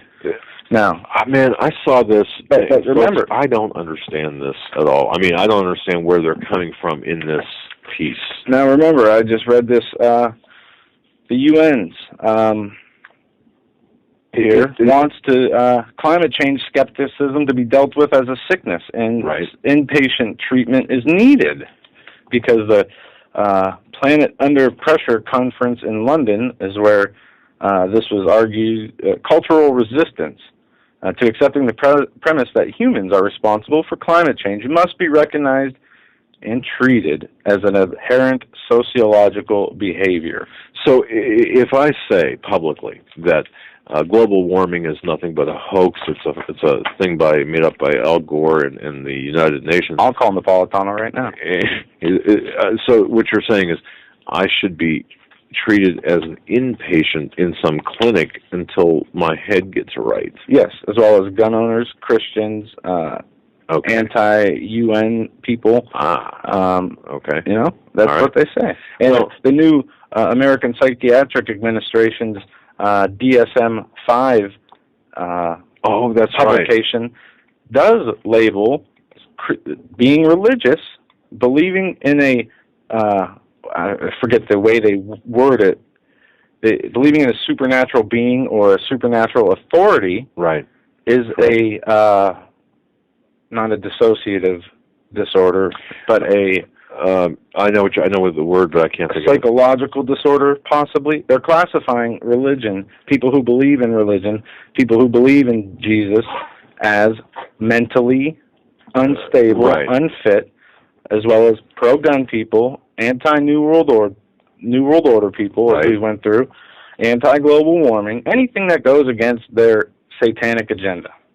Well, and again, I did not understand this at all, coming from the United Nations, with respect to how they presented this. But now, looking at this and having you explain it, now that makes more sense. Okay, so now we're going to have to subjugate ourselves to a higher body, a global entity, that being the United Nations. And don't forget, and this part, I mean, we can see how not only is, in the Bible, and we heard last night is being talked about a lot, that we need to separate ourselves from the world. Well, it looks like the world is going to be separating itself from us, Yeah. Even if you're not ready for that transition, the Lord is doing things, and He could be working through these West Point documents and the marginalizations to get people aware, to get people awake, to use it to maybe poke through that programming that has been in your mind, in people's minds. Well, one can hope that there's a divine, and I believe, well, I shouldn't say hope, but one can believe that there's a divine spiritual force that is actually working for the good to cause an awakening here. But by the way, I want to say this before it slips my mind. We have been working on populating the reading room at HomelandSecurityUS.com. You won't find it on our main menu right now. It's not there. What we're doing is we're taking all of these documents, which we reference in PDF format, and we will have, we're uploading these documents to our server. So you will find, hopefully, sometime in this week, there will be on the menu, there will be a reading room or a resource library tab. You click on that, and every document that we talk about, whether it's the DSM thing or the West Point document, you'll be able to find that in our reading room. So if we reference a document, it'll be there. We're working on populating this. There are a lot. I mean, I don't know, close to, I think, 400 megabytes worth of data that we're uploading, and we're trying to sort and categorize for your reference. So if we say the West Point document or even the MIAC report, historical documents, they'll be there for you to see and access. Joe, can I read this letter from France now? Is that okay? Oh, come on. You're grand. All right. Now go ahead. It's an excellent letter. You know what? I want to take this moment here too. This being Monday, we're kind of doing a lot of housekeeping. Received a letter from a gentleman in France, a listener in France. I'm not even going to, part is France. And I just want to read this because I think it's just a fantastic listener letter. And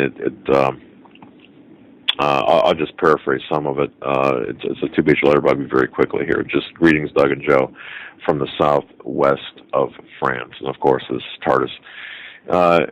It's been several months now since I met you on the internet. And I certainly want to thank you for your research and such. I'm not going to go through that. Let's see here.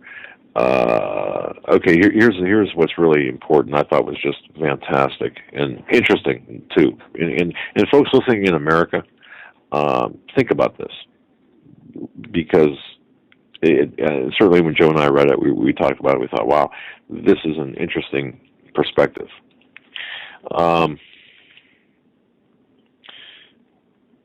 Praise the Lord. Here in France, to my knowledge so far, after living here for 30 years, I only know of a very few men who tell it like it is. Most of them are Catholic. If there are any evangelists, and pardon, you have to forgive me. Evangelists? Yeah, you'll have to forgive me. It's I'm reading this. It's written in cursive. Very well done, by the way. But okay, if there are any evangelist Christians speaking out about these latter-day matters, they are certainly very well hidden. So no, think about that. Okay, no one's talking about godly things or at least this individual saying, I can't find anybody talking about the godly things. And if there are people talking about evangelical matters, they're Catholics. The latter-day matters virtually non-existent. I left the AG Church near us about 5 years ago, and my wife, who is the head of the Sunday school, left about 3 or 4 years ago. It was in part a problem of spiritual starvation. Wow. Okay. And that is pretty much the situation here in France. The total France. Another part of the problem is that the church is restrained legally and financially by the state. And then the next sentence, probably folks should say it all. Sound familiar? For the last couple of years or so, we have taken refuge in a small house group, but unfortunately it is not the Great Awakening. In light of the above, you can probably understand why we listen to your show and such other people as Steve Quayle, Henry Gruber, Tom Horn, Rick Wiles, Greg Evenson, and so on. Okay? And then he goes on, and he says, if I understand correctly, you folks are in Western Pennsylvania, and actually this gentleman was born just less than 30 miles from our studio, so it's a small family. And he closes by saying that he has got to concur with the guest on Rick Wiles' program recently, who stated that Obama is God's choice of an instrument of divine judgment upon America. God Almighty really has made an excellent choice, don't you think? And folks, you can think about that. It got us thinking. Even though the time of warning the American people has come and gone, in a larger sense, I do believe very firmly that sentinels are still needed to inform the remnant. And that is from David from Tardis, France. I want to thank David for that. If you're listening, thank you so very much for the kind letter. But folks, oh goodness, I have so many emails that we could read. I mean, we could turn this into a program just reading all the fantastic, uplifting. But I didn't read it for that matter or for that reason. I thought it was interesting because he said about the spiritual starvation that's taking place in France. I thought, wow, what? First of all, that's a very eloquent way of really summarizing what's taking place all across the world. But so as we sit here in America thinking about this, it's even worse elsewhere. And then not only is it worse, I mean, people are suffering from spiritual starvation. But yeah, we do get so many nice emails and so many informative emails. Well, thank you everybody for that. But, yeah, no, it really is fantastic to see, and even though we don't respond to a lot of them, or I have them saved in a special file to respond to them. It's just amazing, and we feel just so humbled. At least I do to be receiving those messages because they are needed. They are. How about this, Joe? Before we go to your phones, speculation still surrounds the 2 billion rounds of ammunition purchased by the Department of Homeland Security and the Alphabet Agency in recent years. But folks, you remember, right now too, the cohorts in Congress, they're contemplating the disarming of American citizens as we speak right now, and any type of evil black rifle, of course, is a danger in the hands of law-abiding gun owners, despite the statistics to the contrary. And just ask Piers Morgan of rock, paper, scissors fame. The school of Piers Morgan, the School of Self-Defense. But what's the purpose and motivation behind the government's continued efforts to stockpile all this firepower? We mentioned in yesterday's broadcast that we had actually accounts from police officers who have escorted these pallets of containers to pre-position outside of cities. We got an email from a police officer yesterday during last night's program who said the day before he and his partner escorted pallets of ammunition in the shipping containers north on Interstate 71 toward Columbus for disposition there. It's happening right now. What's the purpose? What's the motivation behind this continued effort to stockpile and pre-position so much firepower? Well, remember that story too, back when Obama, that little notice announcement that if elected back in 2008, he wanted to create a civilian national security force as big and as strong, as well-funded as the Defense Department. Well, he said that in Colorado on July 2nd, 2008. I'll just tell you what he said. He said, "We cannot continue to rely on our military in order to achieve the national security objectives we've set. We've got to have a civilian national security force that's just as powerful, just as strong, and just as well-funded." And could this be what we see happening right now? Well, we haven't heard, and I don't know, folks, have you heard any other mention of Obama's, quote, civilian national security force? Did you hear about it in last year or the year before that?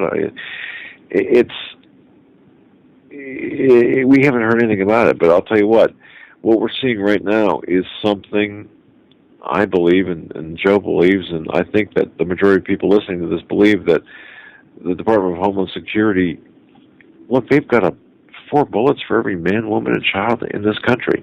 What's the official explanation? Of course, it's target practice. It doesn't matter what the official explanation That's right. is. It doesn't matter what the intended purpose is. Really, in the grand scheme, we know that they're doing it. What they're using it for, obviously, is not going to be for peacekeeping. And this is why we need to keep ourselves always on guard. Absolutely. We're the enemy, by the way. We are the enemy. And I just want to let you know we're the enemy. But just kind of, keep the thoughts. Understand that right now they are deploying these assets, these weapons, this ammunition. Mm-hmm. And take a look. The intervention into the recent intervention into the financial markets, the economy, the corporate insolvency that we're seeing, the reversals, the economic downturns that we're seeing. We're looking at an economic calamity here that's about to take place on a larger scale than any time in our history, and that is going to lead to civil unrest, social unrest, domestic civil war, we believe, and that's also going to extend into the global arena as well. I mean, it's going to be a globalist thing. You're not going to be able to run from this. You're not going to be able to go to the Bahamas, for example, and get out of the way, because it's going to affect there too. It's going to affect everywhere. But that, I just want to mention that we are seeing additional movements of these assets, and for preppers among us, consider the fallout from an economic collapse. I don't like the word preppers. How about survivalists? How about that's right. Yeah, it's kind of like me. I don't like. I mean, to me, like, Google is not a verb. When somebody says, "Oh, well, Google it," well, no, search for it. You're right. Preppers is kind of a almost a pejorative term. Well, they've turned it into that. Yeah. All right. So, but anyway, folks, just contemplate what what we need to do. And like I said, how are your preparations coming? Have you picked up just an extra jar or two of whatever? And if you'd picked up a jar of peanut butter 3 months ago, you'd probably saved yourself $3 or $4. Yeah. But, all right. So we're going to go to the phone lines now. Thank you for your patience. We're going to go in line from time order on hold. The order received. So we're going to go to area code 615 first. 615, you're live on the Hagmann and Hagmann Report. Hello? Good evening. Yes, this is Kenita. And I was listening to you talk about the homosexual. That is an abomination to God. In Leviticus, it tells that it's an abomination, and this is going to bring judgment on our country. Indeed, it will.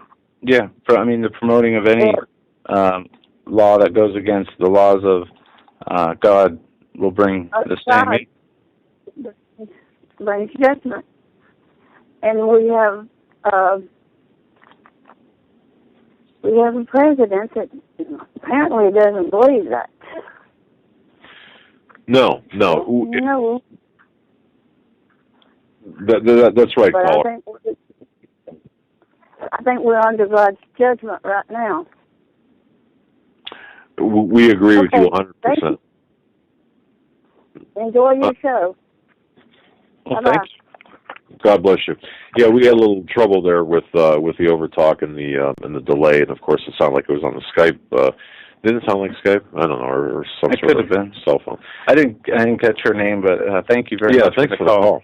And she's right. No, we're bringing this on ourselves, and it's not just the president. I mean, there is a majority of Americans that believe that it's okay. Yeah, I don't quite follow that logic where, once again, I don't follow the logic where Rachel Maddow can sit in front of a television camera and say, we have to ban guns because it for the children. But celebrating abortions, right, and the anniversary of the law allowing abortions to become legal. What, exactly how does that work? Yeah, that's the problem with the propaganda versus common sense.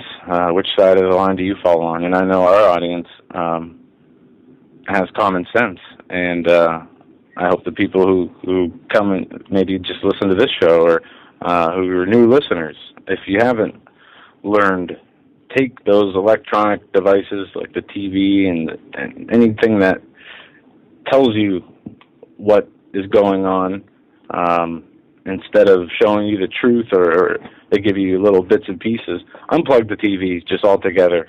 I find that is the best way. Just get away from it, as far away from it as you can. But moving on the phone lines here, area code 920, we're coming to you next. You're live on the Hagmann and Hagmann Report.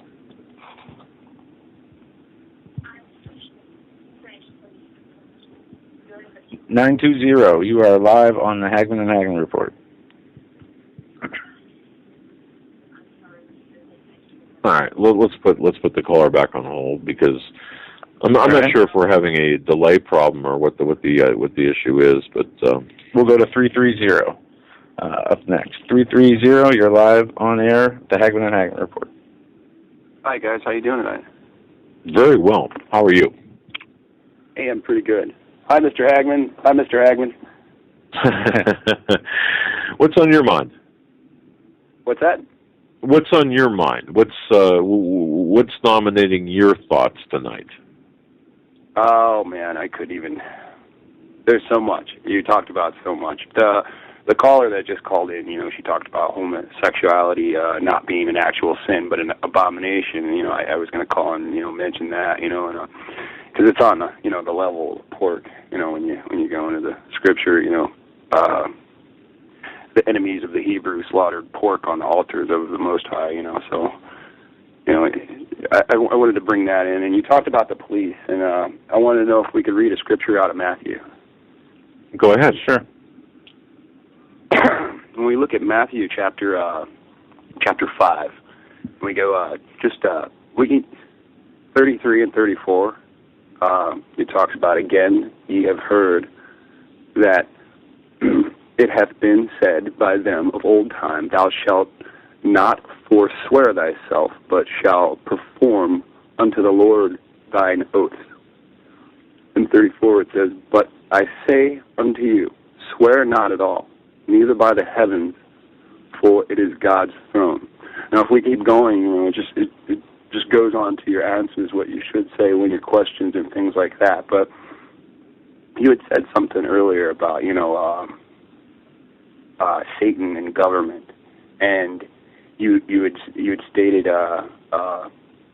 that your police contacts talked about driving extra equipment into Columbus, and I just wanted to know if you ever thought about this scripture when it comes to the people in uniform, because they do take an oath, and when when you read the oath, I don't have it with me or up on screen, but when you read the oath isn't to God. Correct. So if you look at the badges that police wear, they wear pentagrams, they wear six-pointed stars. When we get into the occult science, these are marks of evil. Well, some do, right? I mean, there are badges, there are stars, but the oath is not to God. Obviously, we understand that. But what's the point, though? You're trying to make, caller? Well, my name's Alex. I'm sorry. Okay, Alex. The point I'm trying to make is these men have subjected themselves to an entity. As that woman said, she feels. I'm gonna misquote her. I believe she said something of the nature of the gates, or the gates are open, or something, or maybe that's just a thought that came into my mind. Because a lot of people are talking about this, and we know that possession, or we see through movies and stuff like that possession is the act of acceptance. It kind of goes to show when everything's in full throttle, like when you have your Steve, I can't remember his last name right now.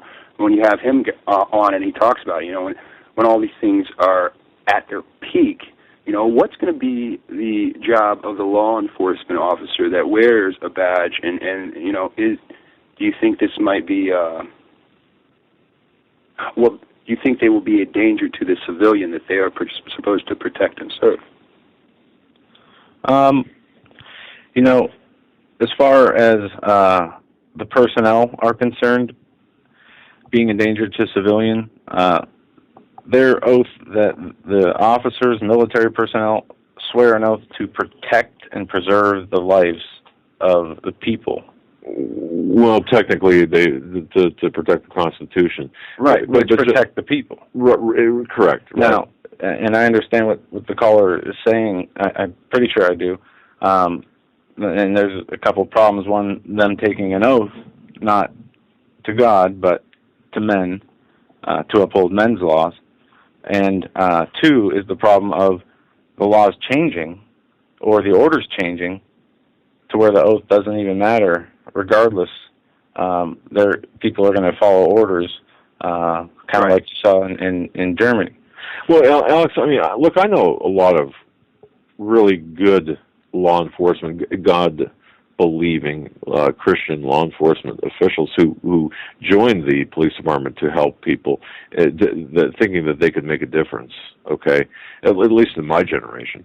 Now, I mean, I don't know, so and then I've got friends. Like you said by that comment, in your generation, times have changed. We see now that it's protect property and serve warrants.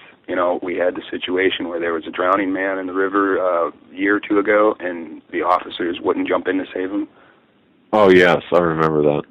Yeah, and we see things like Katrina, and the things happening on New York City streets, and we see them in Arkansas. We covered an article where police are going to be out patrolling SWAT teams and assault rifles, walking down the street in the name of safety. But, we need to pray for these individuals that they find the Lord's will for them in what they're doing, whether it's in military or police or even government, because it's really out of our hands what they do. Well, Alex, what's your take on police officers in general now? Truthfully, they are no more than Roman soldiers. The date changed, and we're living in Rome. I don't. Go ahead. I just was going to say, I'll agree to a point. There are a lot of police officers that are not police officers for the right reasons, but there are also still a number of police officers that are good people and will defend their oath and the people's right to live freely under the law set. Yeah, and Alex, you're familiar with the Oath Keepers, right? Are you familiar with the Oath Keepers? To an extent. Okay. Briefly, but barely. Okay, the Oath Keepers are a group of law enforcement officers all across the United States, of various agencies who swear to uphold lawful constitutional orders. I mean, as opposed to unlawful unconstitutional orders. And that number is growing. So there's this awareness there by a number of law enforcement officers. So, I know what you're saying, Alex. I do, because I can see the change. But boy, it's not just them. I mean, people are getting angrier by the day. It feels like grace is wearing off. And I understand there's good people out there, but we're going to get to a point where even the middle class, which is being destroyed on purpose, is going to be starving. People are going to do things that they normally don't do. People are going to eat things that they normally don't eat. When a paycheck's involved, and they have the weapons, and they have these stockpiles lined up wherever they're told to set them up. The Bible tells us there will be a time when man won't be able to travel from city to city. And we know these are the end times, and we know they're preparing to seize each city just by the reports that come in, where they're going to set up a blockade there, a blockade there. That's just like Nazi Germany.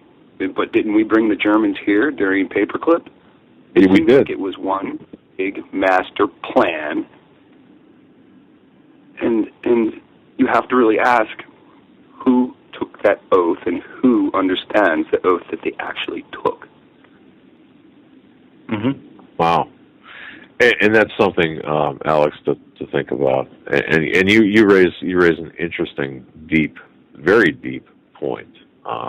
And I got to tell you, we're at the top of the hour. But I want to thank you very much for your call, Alex. Yeah, and this is something I'm gonna try to expand on further tomorrow. What you were talking about, because I think it is important, especially the biblical verse you referenced and what follows in Matthew there. Thanks, Alex, for the call. We're going to let you go. Thank you very much, sir. Listening to the Hagmann and Hagmann Report. We'll be right back after these short messages. Hi, folks. Doug Hagmann here. You might know me as the co-host from the Hagmann and Hagmann Report, or as a frequent guest on Coast to Coast AM with George Norrie. If you're like me, you're tired and confused over today's headlines. You just don't know where to turn for accurate, concise information about really what's going on, what's truly going on in today's society. If you don't know where to turn for accurate, well-researched, and properly vetted news, I've got a suggestion. In fact, it's a requirement. Bookmark Canada Free Press. That's CanadaFreePress.com on the Internet. It's just not for Canada. It's for news across the world. Judy McLeod, founding editor, has put together a vast array of talented writers like Kelly O'Connell, Daniel Greenfield, Dr. Eilena Johnson-Powell, a lot of guest columnists, very talented writers. Folks, that's Canada Free Press at CanadaFreePress.com. Now mobile friendly. Follow on Facebook, because without America, there is no free world. You heard me talk about Carl and Mrs. Granlund.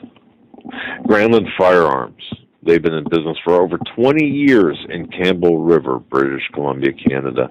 They provide all the supplies, all the gear for hunters, including new and used rifles, shotguns, all kinds of brands of weapons, as well as pellet guns, ammunitions, reloading supplies, clothing, scopes, binoculars, everything. If you're a hunter, everything that you need. You've got to go and pay him a visit at 522 South Dogwood in Campbell River, British Columbia. Hey, if you're close, if you live close, let's say you live in Ohio, you can do it. Pay him a visit. Drive up to Campbell River, British Columbia. But in the event, let's just say you've got some issues crossing the border, pay him a visit online. Go to HomelandSecurityUS.com, click on the link to Granlund Firearms, and there you will find it at GranlundFirearms.com, just a complete list, gun stock list of all sorts of firearms. And you know what? folks, what a great book is. If you are into hunting, if you're into reading some gripping stories, first-person accounts, you've got to get A Tree Beyond the River, Cougar Hunting on Vancouver Island. It's a great book. I've got it in my library thanks to Carl Granlund, who wrote the book, and of course, it's an entertaining book if you are very much into the first-person account of hunting and such. The second edition is now available with new stories, more pictures, and I'll tell you, it's a great book.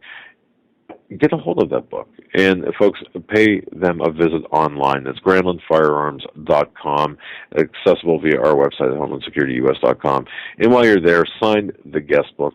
And of course, check it out. They're always changing their website. They're always building new things and on their website. And they've got some wonderful pictures. Tell them Doug and Joe Hagmann sent you, sign their guest book, and tell them hello.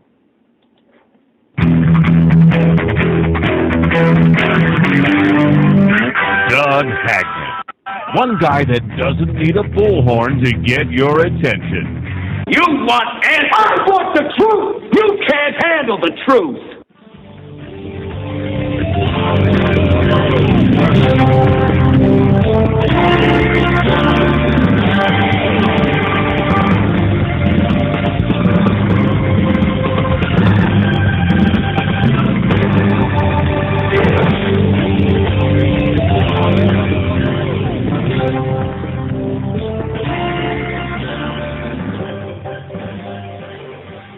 And welcome back, ladies and gentlemen, to our third and final hour of this Monday, February 4th edition of the Hagmann and Hagmann Report.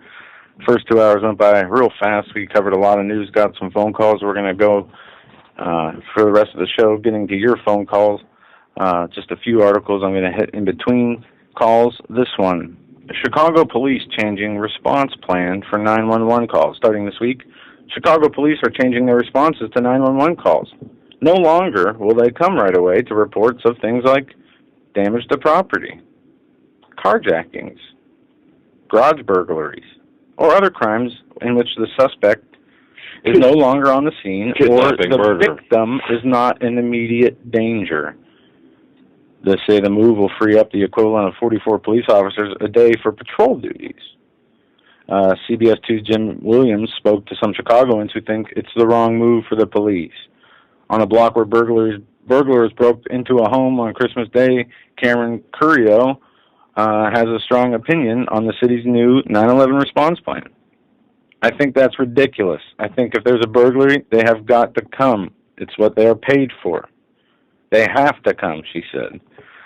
It goes on to say people are upset. They want to talk to a police officer. They want to know something is being done to prevent this in the future.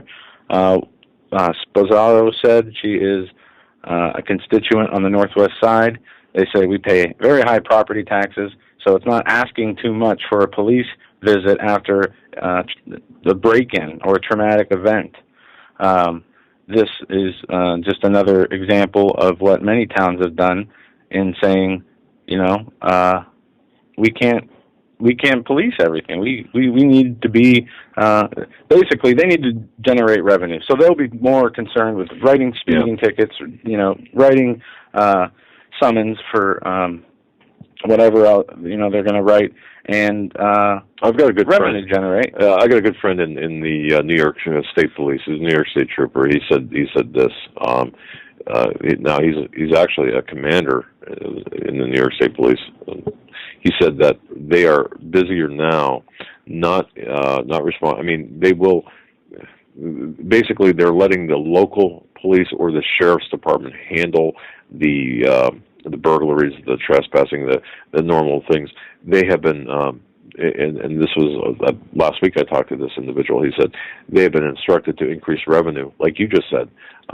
So the article is consistent with direct information from my friend who said, and by the way, this is his last year. He's retiring. Graduated. They get quotas, and I got to tell you, that makes me feel old. I could retire if I was. Doggone it. Anyway, the quotas. He mentioned that. He said, for really, that used to be a myth where there were quotas, at least in his area of operation. But now they have budgetary objectives that they're trying to attain, and they do it. For example, it used to be, and folks understand this. It used to be where if you were traveling, let's say, 12 miles over the speed limit, and the cutoff was 11 miles, and it made a difference, they would cut you a break. Now they're not cutting you that break anymore, at least in that area of the New York State Police. So think about that. And so people say, well, I won't go there, but think about that. That's very important to understand and know. Yeah. All right, we're going to go back to the phone lines. We're going to go to... And by the way, we're doing fine. You don't have to ask us. We are going to go to 719. I think this is Donna. Donna, you're live on the Hagmann and Hagmann Report. Hello, gentlemen. I'm glad you're doing good. I do pray for you. I enjoy your show, and your show last night was great. I called in, and one of the things I was wondering about, and perhaps, Doug, you could answer this, is if the police are not going to be coming. I've been broken into, by the way, a lot, and I beefed up security with ADT and that sort of thing. Is it possible that by not... Okay, let me try and do this. I'm not as eloquent as you guys are. Don't worry about eloquence. I don't own a gun, right? So I have no way of defending myself, at least in that vernacular. I could try the Home Alone kind of thing. But, if the police don't come out and respond to break-ins, and, you feel threatened and whatnot, and people start getting angry, and is it a way to make us feel less protected so that we'll beg for, like, martial law or anything to feel safe kind of thing? Boy, you know what, Donna? I really didn't think of it from that perspective, from that angle. And Joe, I don't know if you did either, but basically, it is my understanding it's more of a fiscal or a budgetary issue now. But having said that, I think the unintended consequence is maybe, just maybe, if the police aren't helping, yes, and there is, especially in urban areas, maybe that's an unintended consequence at the very least. And folks, I don't know what you think out there listening to this, but wouldn't that be something if you feel threatened? And the police are, unable to respond, or at least that's what they tell you. Maybe you will beg for, I don't know, the National Guard or some sort of police force on your block or in your town. It's a good point. Well, I'm thinking that. I have a lady at work, a lot of single ladies around us, and I could tell you if the thugs keep breaking into our houses and stealing and threatening us, I could see where, if we can't protect ourselves, we're going to start saying, well, you got to do something, you got to do something. The other thing, I was checking Rick Wild's show, and he came across something that I think if you're a grandparent or a parent, they need to watch, which is called overruledmovie.com, and it's about your parental rights. It's something a must-see for, I think, all people that have children or grandparents. Well, what was that? What was that, Donna? What was that website? It was a movie. It's overruledmovie.com. Okay. It's Rick Wild's show is where I got it. Overruledmovie.com. Okay. It's about parental rights. Okay. And or I folks, should say lack of parental rights. Rick Wiles, by the way, is the host of True News, and TRU. Yes, that's where I got it, True News. Okay, yeah. Right. So just go to True News, TRUnews.com, and he's got a wonderful page where you can, you can see where you'll be able to find what Donna's talking about there at TrueNews.com. Wow. So we as parents or as grandparents, our parental and grandparental rights are being endangered by government policy, is what you're saying. Well, according to what I was listening to, and then I went and watched it, it's all leading up to a UN agenda, which sounds real cute. It's something gosh, I'm terrible about this. It's like the UN Agenda for Children's Civil Rights, something like that. You can look it up. But wow. it's part of a UN agenda. But right now there's so many filtering. They're working their way up to this. That is the ultimate thing. We haven't signed on to this referendum or whatever they call those things in the UN, but it's with the current president and his willingness to sign everything over to the UN, I don't think it's going to be far off. But right now there's a lot of things that, for instance, hypothetically, this child in the beginning of the documentary, the parents are, obviously the child comes home with some literature regarding same-sex marriage couples, and their child is 5 years old in kindergarten. Whether you're a Christian out there listening or not, I'm a Christian, of course that would affect me, but my son and daughter-in-law are not, but think about it, they're 5-year-olds. They're basically squares, colors, ABCs. Sexuality is something I don't even think that they should be addressing with 5-year-olds. And, of course, the mother and father are upset, and it accounts what really happened to them. And that was the most astonishing thing, is the husband ends up getting hauled off by the police from the school. And it's pretty, watch it. It is really incredible. But the idea that they wanted to introduce this little booklet about, I think it was 2 male parents, and 2 5-year-olds. And again, if you remember, I don't know, Bridget Gabrielle talked about, being a Muslim for a day, which was a part of a curriculum they were doing in schools. And, apparently we have the separation of church and state. However, when it comes to their agendas, they seem to overlook certain things. I just think it's interesting when you look at, and also, if you go to the Fuel Project, as I mentioned, they do looking at the New World from a biblical perspective, right. And they go over the United Nations, and that was quite, it's very educational. But I think looking, the United Nations has their own agenda, and they have their Temple of Understanding. That's their religious format, and that's something people can just look up. And, I really don't know what religion they're going to enact. They definitely are working towards some sort of one world religious sort of thing. And also, by the way, I was able to share through sharing with my aunt in Los Angeles area, and that's the Christian side of the family. I led them to you, and then she was introduced to Steve Quayle, and she just loves you guys. She was very thankful. Wow, she didn't realize what was going on. So you have a whole new group of people in L.A.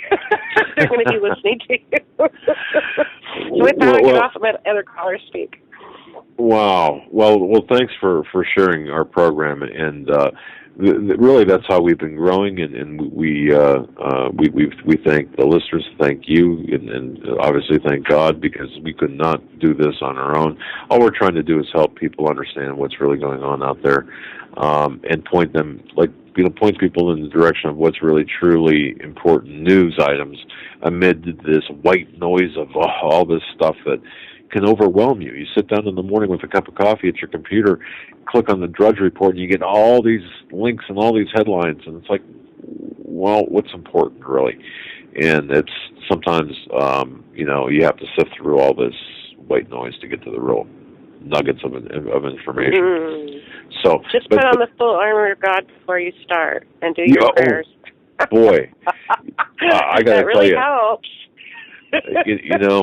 You have to, really, don't you? I mean, it's mm-hmm. because it's really a mind bender out there. And when you know what, Donna, when you're talking about children, one thing that we've found, and I thought this was all really fairy tales, but really there are the UN is actually facilitates, and I know I'm going to get a lot of flack on this, a lot of emails, but there's the child kidnapping rings and I mean things that you would think that it's crazy talk, but really there's this stripping away of the parental and grandparental unit for the oversight by the state of children, and that leads to things like kidnapping. It's crazy. It really is. A great movie that came out. It's not a Christian movie, but I found it. It was called The Whistleblower with Rachel Weisz, and it's based on a true story. She was a cop. She goes over to, I believe it was what is that? But a Serbian area. Yes. As a police-keeping force, and she ends up finding this whole where they were kidnapping women for sex and prostitution, sex slaves, and she, of course, comes back and breaks the news. But I don't think anybody took her seriously. But it is a good movie. I cringe now when I hear people say, "Oh, peacekeeping force for this area from the UN." I mean, after watching that movie, it was, it was. Yeah. It's very it devastates sobering. me. I mean, but it is a true story. It was based on a true story. No, what you're saying is not crazy. Tell people the name of that movie again, Donna. It's called The Whistleblower, and the star is Rachel Weisz, and it's about this cop who goes over as a peacekeeping force to that, I don't know the country, Serbia, that area. I'm familiar with it. Was her story. And yeah. She does get out. She does get out and tell everybody, but the UN was right there to try to, of course, disinformation. You know how they do their thing, but wow, they did make the movie, and it is very eye-opening to what. And it's not for children. It is not for children. I would say adults only. I mean, no, it's creepy. It's scary. It's not something I would even want teenagers to see. I would say watch it first. Wow. Well, Donna, it's an amazing thing. For the children, it takes on an entirely different meaning, and I don't mean to be crass when I say that. There are people out there that are so evil, and it's hard to really comprehend the evil that's out there, especially when it comes to children. So you're right. When you do go through the news, you do have to put on your spiritual Ephesians armor, if you will, and really go through this, because it's horrific. And any grandparent or parent listening to this and understand that this is real. It really is. And the sad thing is that I don't think people realize the pervasiveness of the evil, and the other thing is the people that are helping these people get into power are going to be the first ones they get rid of. And if you look through history, they should be able to see that. Hitler did it. I think Lenin did. I mean, every single totalitarian system, they're evil.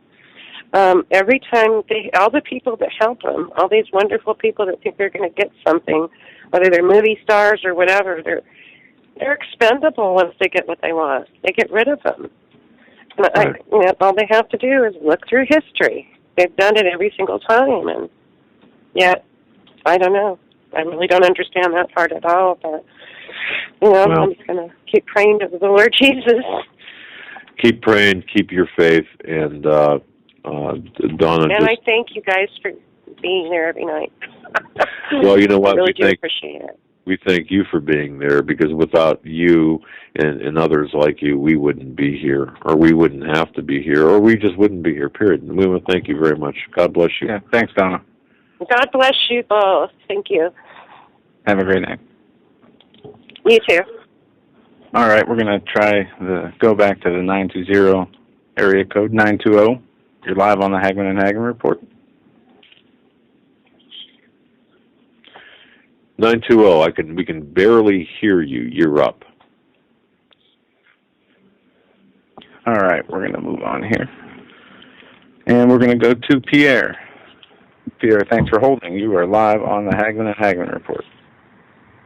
Evening, Joe. Evening, Doug. How are you two doing? Very well, Pierre. What's on your mind? Can you guys hear me? Yep. We can hear you. You got to help us out of this. You got to help us out of this morass that we're in. This negativity of news and information. Help us out. Shed some light on some things, Pierre. It's like what I say all the time. Whenever you have any issues with your with your communications, the first thing that pops in my head is NSA CSS, because they're the only ones who have the technology to go and jam you the way they do. They're the only ones who can really flip the switch and make things staticky or break up the signal. It can cause overloads. It's all part of ECM, electronic countermeasures, or electronic warfare, EW. And they also specialize in ELINT and SIGINT. I'm not saying anything here that's classified, so if they want to give me some grief, bring it.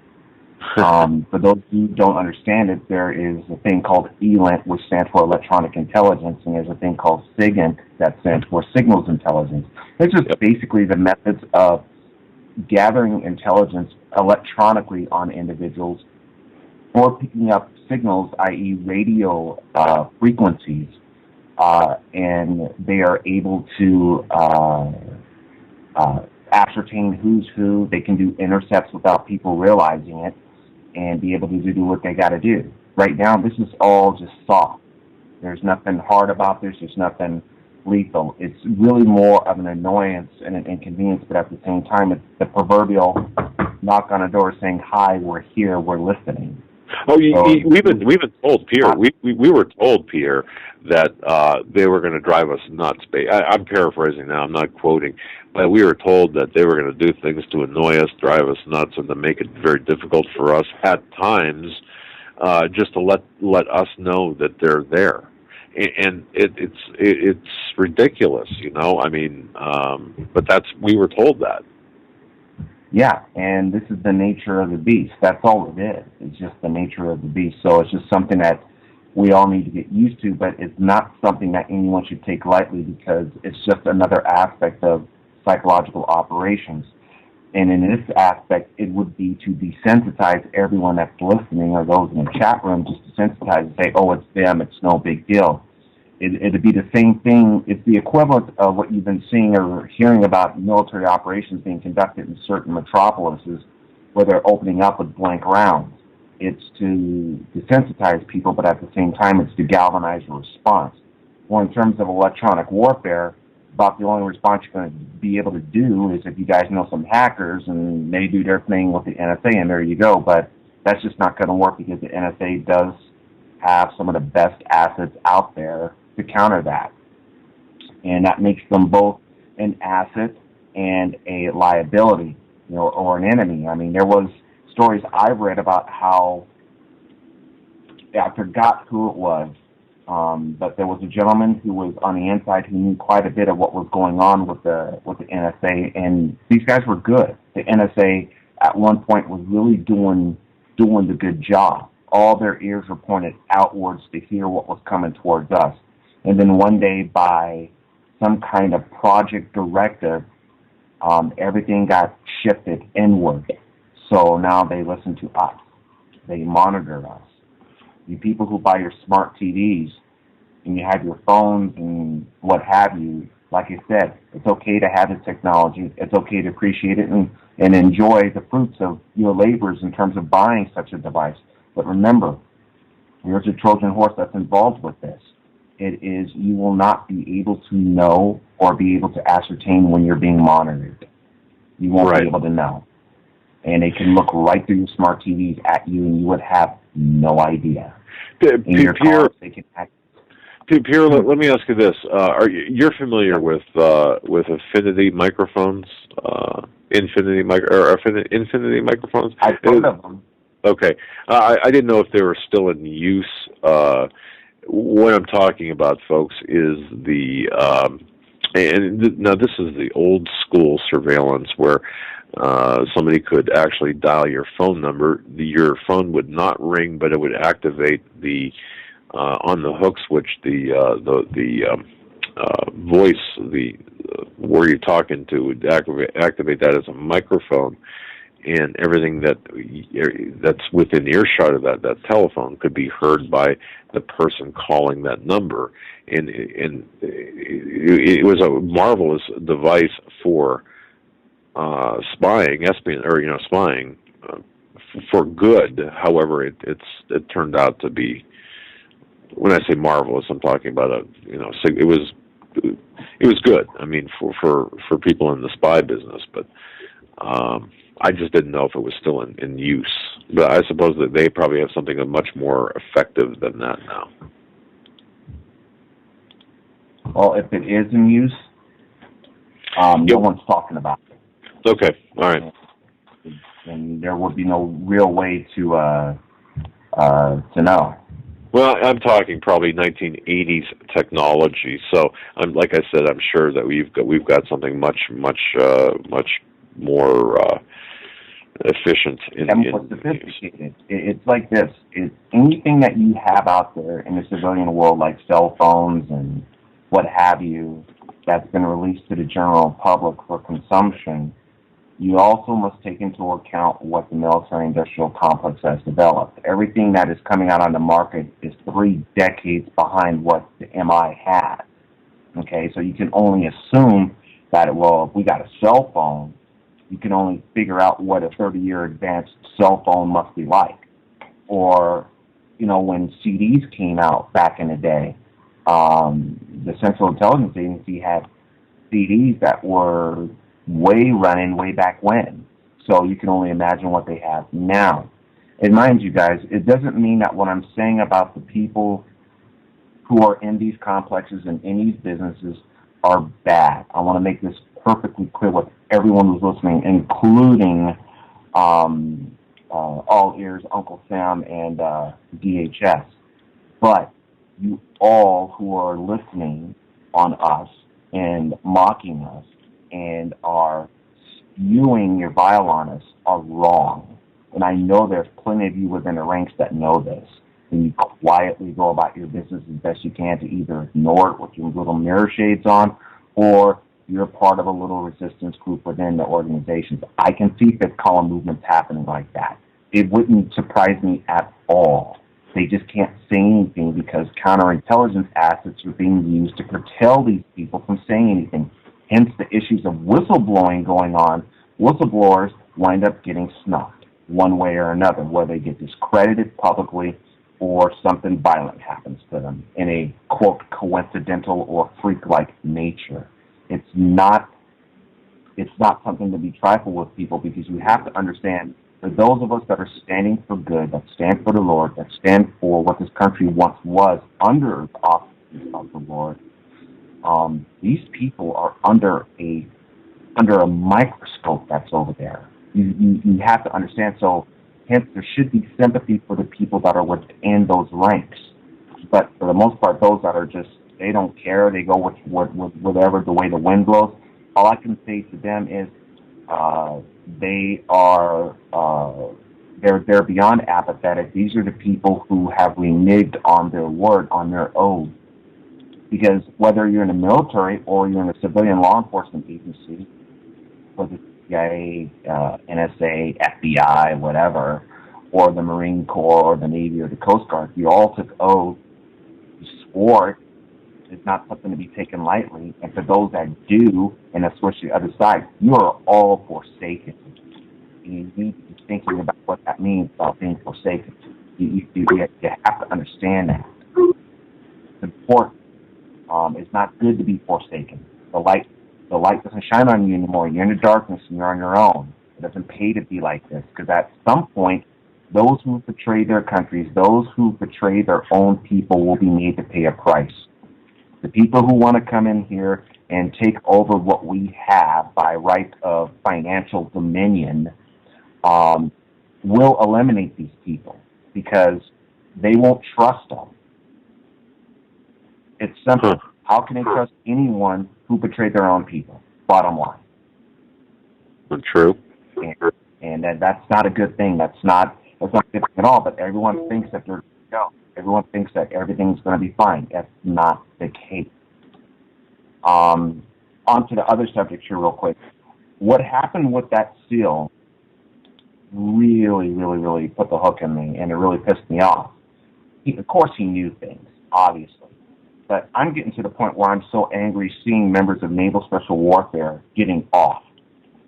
I'm tired of seeing members of our elite forces getting knocked off. I remember there's missions that these guys do, and sometimes the missions don't go right. You don't hear about it because it's swept under the rug for a reason, for national security and, execution of U.S. foreign policies and so forth, blah, blah, blah. But now what we're looking at here is the blatant, deliberate sanctioning of these individuals. And all they did was swore an oath and to defend this country. They didn't expect to have their helo blow up, with them in it. Or I'm sure the sniper who was doing his training with a friend of his on the range didn't expect to get rounds plugged into him by a Marine, which really pisses me off because I'm a Marine. So that's kind of that's more than a black eye to the Marine Corps. And that reeks of psyops as far as I'm freaking concerned. Mind control, you call it what you will. There's no reason why that Marine should have off that field. None. And it just reeks completely of psyops and mind control. Just my opinion, folks, but I know how things operate to a large extent, and that's what that is. But no one will ever own up to it. No one will.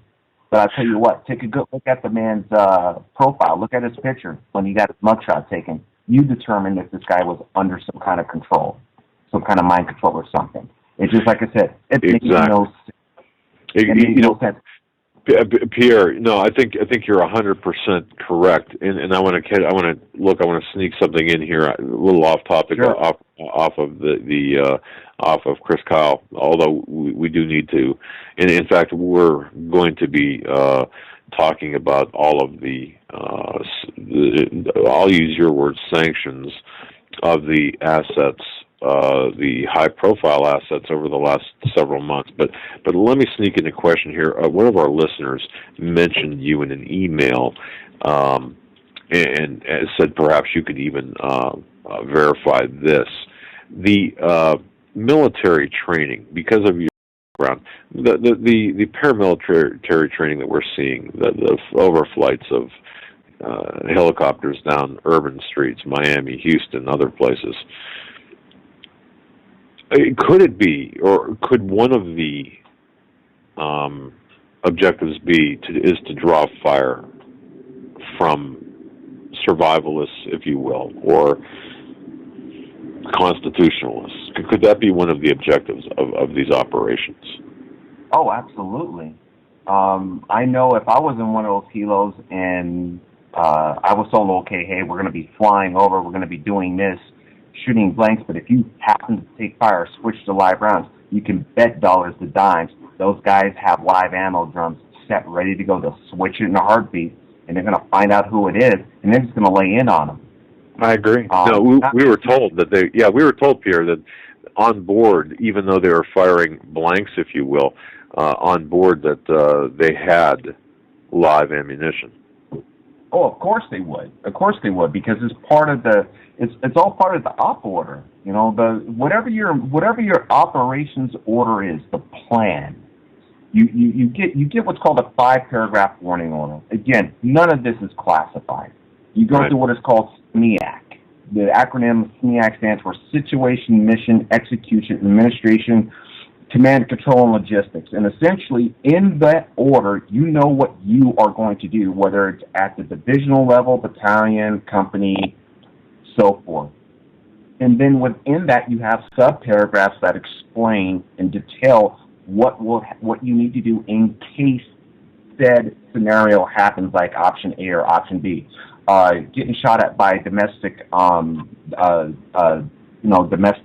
groups that are firing at you, then you would have the right to use deadly force. Well, if anyone wants to know what the definition of deadly force in the military is, back when I was in, deadly force is that force which is used for the purpose of causing, or which is known, or should be reasonably known, to constitute the substantial likelihood of causing either death and or serious bodily harm. And these men will execute those orders, because you got to remember one thing: they have a family to go back to. They have their buddies to save. And they'll be damned if they're going to be taking rounds down range while they're firing blanks off, and their bird goes down that could potentially kill other people. I mean, any number of wrong possibilities can happen. Now, for those that are listening to me, don't think that I'm taking the side of the bad guys here. I'm just merely explaining how an operation like that would run and why these guys do what they're doing. But if, and I say if, these guys were flying and their orders were to do this over populated areas to draw out fire, then we've got a problem. Because all it's going to take is that one shot. Like I told everyone before in the chat room, and I said it on the air, we're waiting for that second shot that has to be heard around the world. It's going to come. I wonder, would it be someone who's just so sick and tired of seeing the birds flying in the sky, or so afraid, and they hear the shots that enough is enough? What if it is a veteran that has PTSD? I'm sorry. Even every now and then, if I heard a backblast coming out of the car, I'm on the ground trying to get cover, or I'm grabbing for a rifle I don't even have because it brings back memories to my experiences. But what if someone really does have it? On the flip side, you may have someone who has no military experience. That's a civilian. That's pretty darn good with firing a centerfire rifle and purposely targets one of those birds. You know how easy it is to hit the crew chief who's manning the gun because his head is poking out as he's trying to shoot his minigun off or something? You pop him, done, and then it's all going down. Yes, yes. These are the options that everyone who's listening needs to know. Because if they're thinking this, they're expecting it, and you as the people should also be very well aware as to how this could potentially go down. And it's frightening because we're at a point, Doug and Joe and everyone that's listening, it's like what we said, the fuse is so short, and there's this massive tinderbox. And all you got to do is just light it, and it's going to go boom. Someone is going to do it. Now, whether it's the bad guys that'll intensify a false flag operation, or it's a wayward civilian who's just afraid and had enough, it doesn't matter. Because at that point, once the round goes down range, you got to stop asking the questions. You got to stop inquiring, and you need to start taking action, whether it's direct action or indirect action. And you guys, no, you're right. You got to be aware. I mean, what is the saying that the Lord says? My people perish for lack of knowledge. And I keep saying that over and over and over again in my head, and I say this to people that I meet from time to time who ask me questions on stuff like this. And the reason is that the Lord communicates with everyone in different ways, much like how He communicates with you and Joe, or like how He does with Steve and Greg and the other guests that we've heard. But I'm not saying I'm a conduit of the Holy Spirit, folks. I'm not saying that at all. That's the height of hubris, and that's not how I am. But well, I think we're all vessels, though, Pierre. I believe, Doug, though, that the knowledge that I'm getting has got to help. It's, like I said, it's not classified, but this is something that most people just don't know. Oh, no, you're right. And when this thing goes down, it's going to be bad. That's why I tell people, hey, get yourselves spiritually set. Get yourselves right. If you don't have the supplies you need, try to get what you can. Don't do sales and advertising, folks, and letting people know what you have. You know, there's a thing called the NDRP, which I think was the National Defense Resources Preparedness Act. I'm sure you guys heard of it, where it's the deal where they find out who the preppers are, and they can go knock on your door, find out that you got all this food, and, oh, hey, by decree of executive order of President Barack Hussein Obama, we are now going to be confiscating your food and water. Oh, we're going to take your ammo, too. And, oh, by the way, come with us. Well, that's right. And so, folks.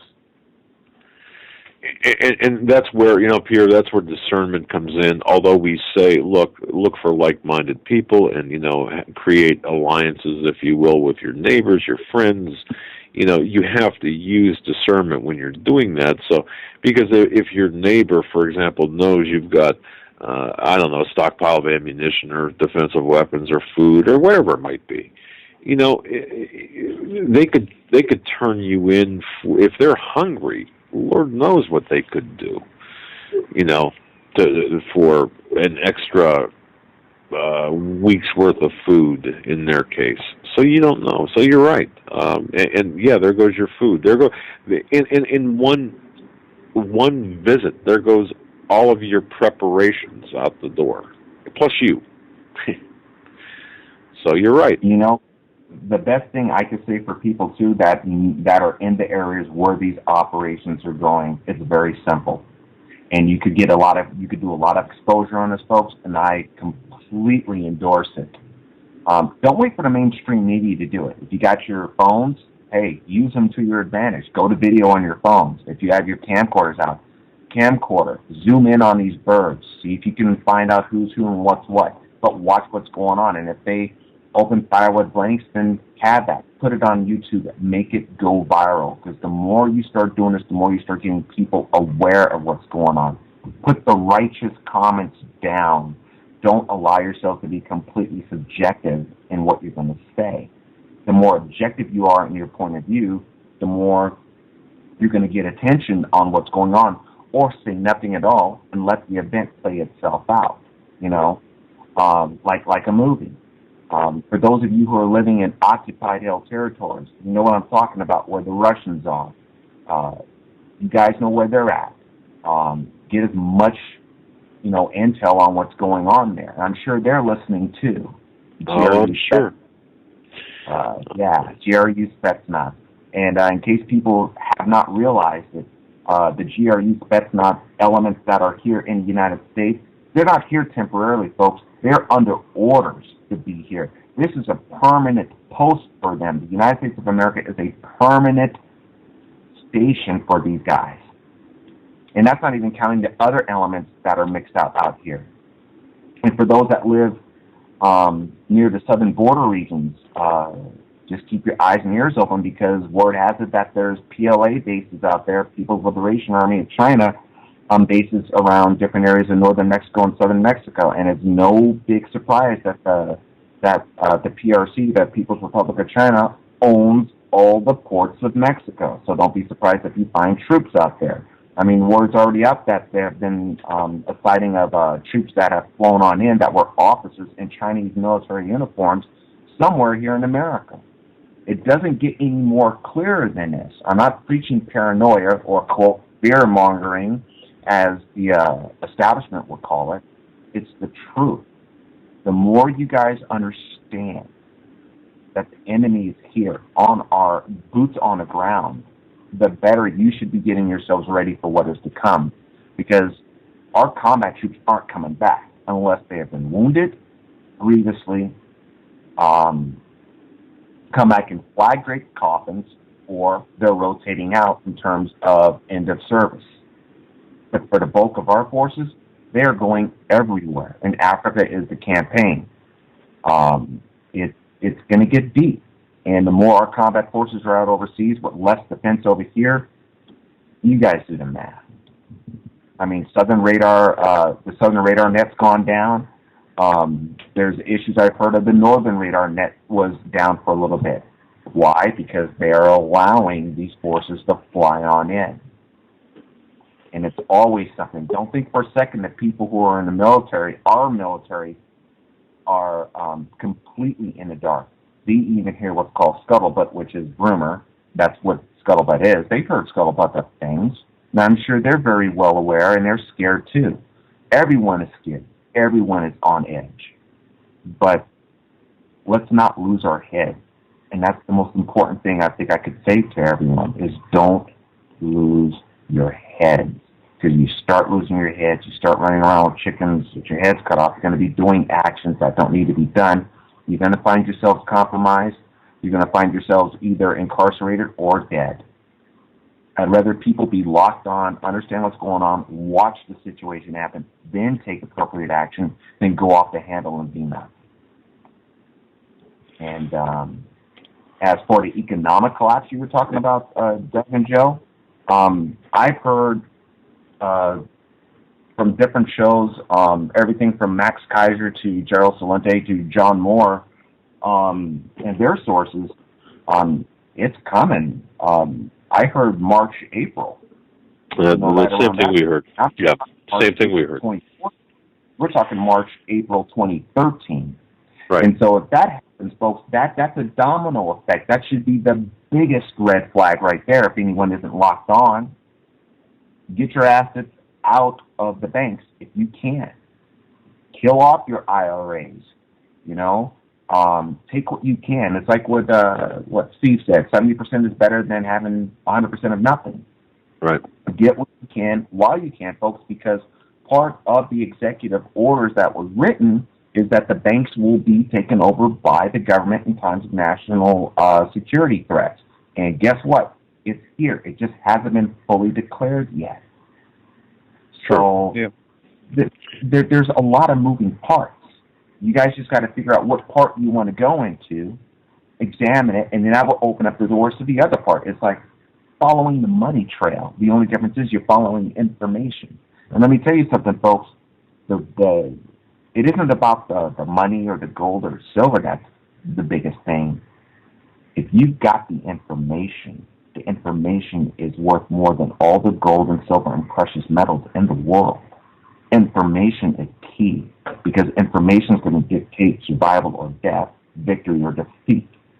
The more information you have, real information, not mainstream regurgitated media information, but the real deal, the better you'll be able to make an informed decision.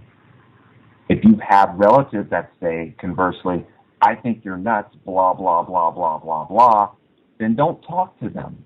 Just continue on doing what you're doing, and then when the reality of things happen, then hopefully they'll come your way. If not, you guys got to cut your losses. You do. I know family is everything, but what can you say? Yes. No, you're right on, Pierre, with what you're saying, and I want to thank you for your call. We got about 10 minutes left, and we're going to move on. We'll be talking soon. You take care of yourself, okay? As always, 100%, man. Take care, guys. All right, man. Yeah, and folks, Pierre is a good, very, very good source of information.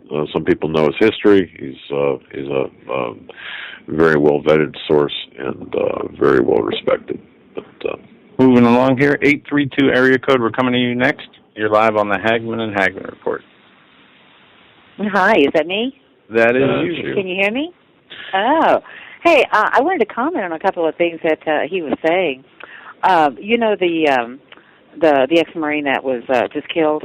Yes. Well, he was one of three. He was one of three who were entrepreneurs, who were vets, and who were involved in pro-gun activities of some sort of training or selling or buying or that sort of thing. 3 of them killed in 1 month in Texas. Chris Kyle, Keith Ratliff, and John Noveski. You're referring to. Yeah, but we haven't been hearing it on the mainstream news, but I think they're targeting these people. You know, I definitely think they're targeting these people.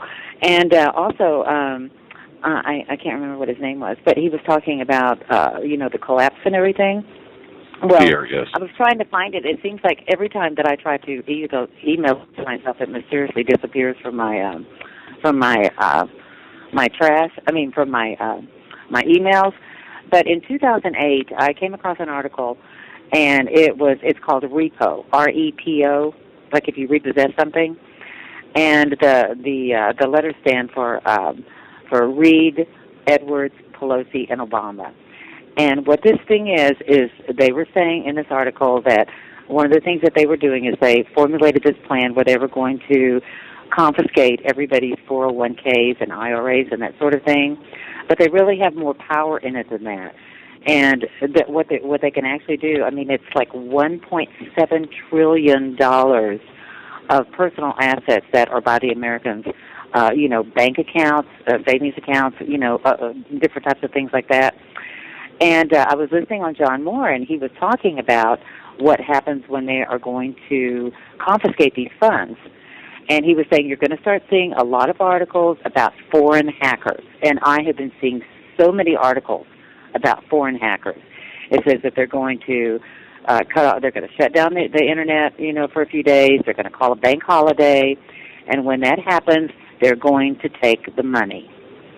And people are going to come out of it, and then they're going to blame it on the Iranians or somebody like that. But the main thing is that all the wealth will be gone. And I have been seeing so many of these things, and they're talking about foreign hackers, and I'm like, oh my God, John was right on the money on this. He was. If anybody's going to get their money out, they need to do it because it's getting ready. Think about it. I mean, all of a sudden they give themselves a $1.7 trillion raise overnight. And you know that that's not going to be reimbursed. No, you're exactly right. And for listeners that never heard this before, and we probably should have done more speaking or talking about this, Reed, Edwards, Pelosi, and Obama joined forces to form Repo Incorporated. It was a show of solidarity back in '08. Well, and not only that, they did it to get Obama elected. Exactly. That was one of the primary objectives to it. And then Pelosi and Obama and Pelosi in this article, I really ought to send it to you guys. I mean, I have it on my office computer. Yeah, we've got it. You know, they're saying in there, Pelosi saying, well, now that we own all the banks and we socialized health care, we can do all this to everybody. You know, and Obama's saying, our Democratic motto is, we have what it takes to take what you have. I mean, they're literally bragging about this in this article. It's just infuriating. But they're planning it, and they're going to be doing it very soon. Exactly. Judging by all the just to make sure, no, I just want to tell people, initially when this came out, people thought it was a joke. People thought it was satire. People thought it was... in fact, I think maybe Snopes even did something on this, but the bottom line is, no, this is something that was a solidarity, a show of solidarity and an actual organization, if you will, to where the government would take your 401ks, replace it with like a 5% or a 3% payback. You know, so people have to know that what you're saying is true. I just wanted to let people know that. So I didn't mean to take your time away from you, but. Oh, that's all right, absolutely. But it was planned all along, and they were talking in the article about how it would be better for the American public because the interest rates are going to be exorbitantly higher. So you know that was all planned to begin with too. You know, raising all the tax rates. I mean, people were so shocked, you know, that all of a sudden we're going to have more taxes taken out from the middle class. We know he's trying to decimate the middle class. I mean, that's what Fabian socialists do. There's only two kinds of classes, the workers and the elite. You know, so. That's true. And it's like we said at the beginning of the program about how top down, bottom up, and how the middle class or, you know, us, we're going to be just extinguished, yes. Yeah, and that's what he said too. He said if you're gonna when you're starting a new, Obama was talking about that. He said when you're starting a new, I don't know, I can't remember what he called it in the article, but he said you have to start from the bottom and work up. Yeah. You know, and he meant it. I mean, he told everybody in 2008 what he was going to do. Doesn't anybody remember that at the Denver Broncos stadium, he had everything looking like a Greek background with the Grecian columns and everything, and then he had himself rising up out of the floor, you know, like he was some sort of god or something. He was telling the whole world that he was going to bring Greece to America, and now look at it. Millions and millions of people out of work, 47 million people on food stamps and government assistance. I mean, it just runs the gamut. The gas prices have doubled. Food has gone up. I mean, everything. We are Greece. Boy, how eloquent you are in your delivery. Thank you so much for that. You said a lot, and my goodness, you're absolutely right, man. You're absolutely 100% correct. Well, there's one more thing I wanted to say that I'm furious about. I came across an article on John McTiernan's website, and it says the Muslim Brotherhood Group to connect to all U.S. schools partners with state education departments on international initiatives. Were you aware of this? Absolutely. That began, I think, in 2010. Initially, the architecture with William Ayers and Obama. Yes. Well, now they're in 100. They're in 100 schools. These people, they take the Muslim Brotherhood. They kidnap their own kids from neighborhoods, from refugee camps. They get them at gunpoint out of 90 seconds. They put them through these horrible practices to teach them to get ready for war. And some of them don't even survive it. I mean, they're subjected to violent treatment in preparation for war. And those that do make it, that actually do survive it, they deploy them to the front lines. Their duties include serving as decoys, human triggers to clear landmines, detectors of enemy positions, bodyguards, sex slaves. They're using 60 seconds. supplies. And now these people want our children? Yeah, that's right. I mean, I think that this is a free. It's like God has turned us over to the homosexuals and the Muslims. Oh man! I know we're under judgment, but it's just incredible to me that because it's a war on our children. You're right. Exactly right, man. We're at the end of the program. I want to say thank you very much for your call. What a great You're call! welcome. Thank you so very much. Have a good night. Thank you, guys. You too. Bye-bye. Bye. All right, guys, we are at the end of the program. How fast that time went. Wow, it went I want to fast. thank each and every one of you for listening tonight. We will be back tomorrow at 8 p.m. Eastern Time sharp. So 10 don't be late. seconds. And we're going to cover the rest of the news we didn't get to today, plus whatever comes our way tomorrow. God bless each and every one of you. Stay safe and have a great night. Good night, everyone.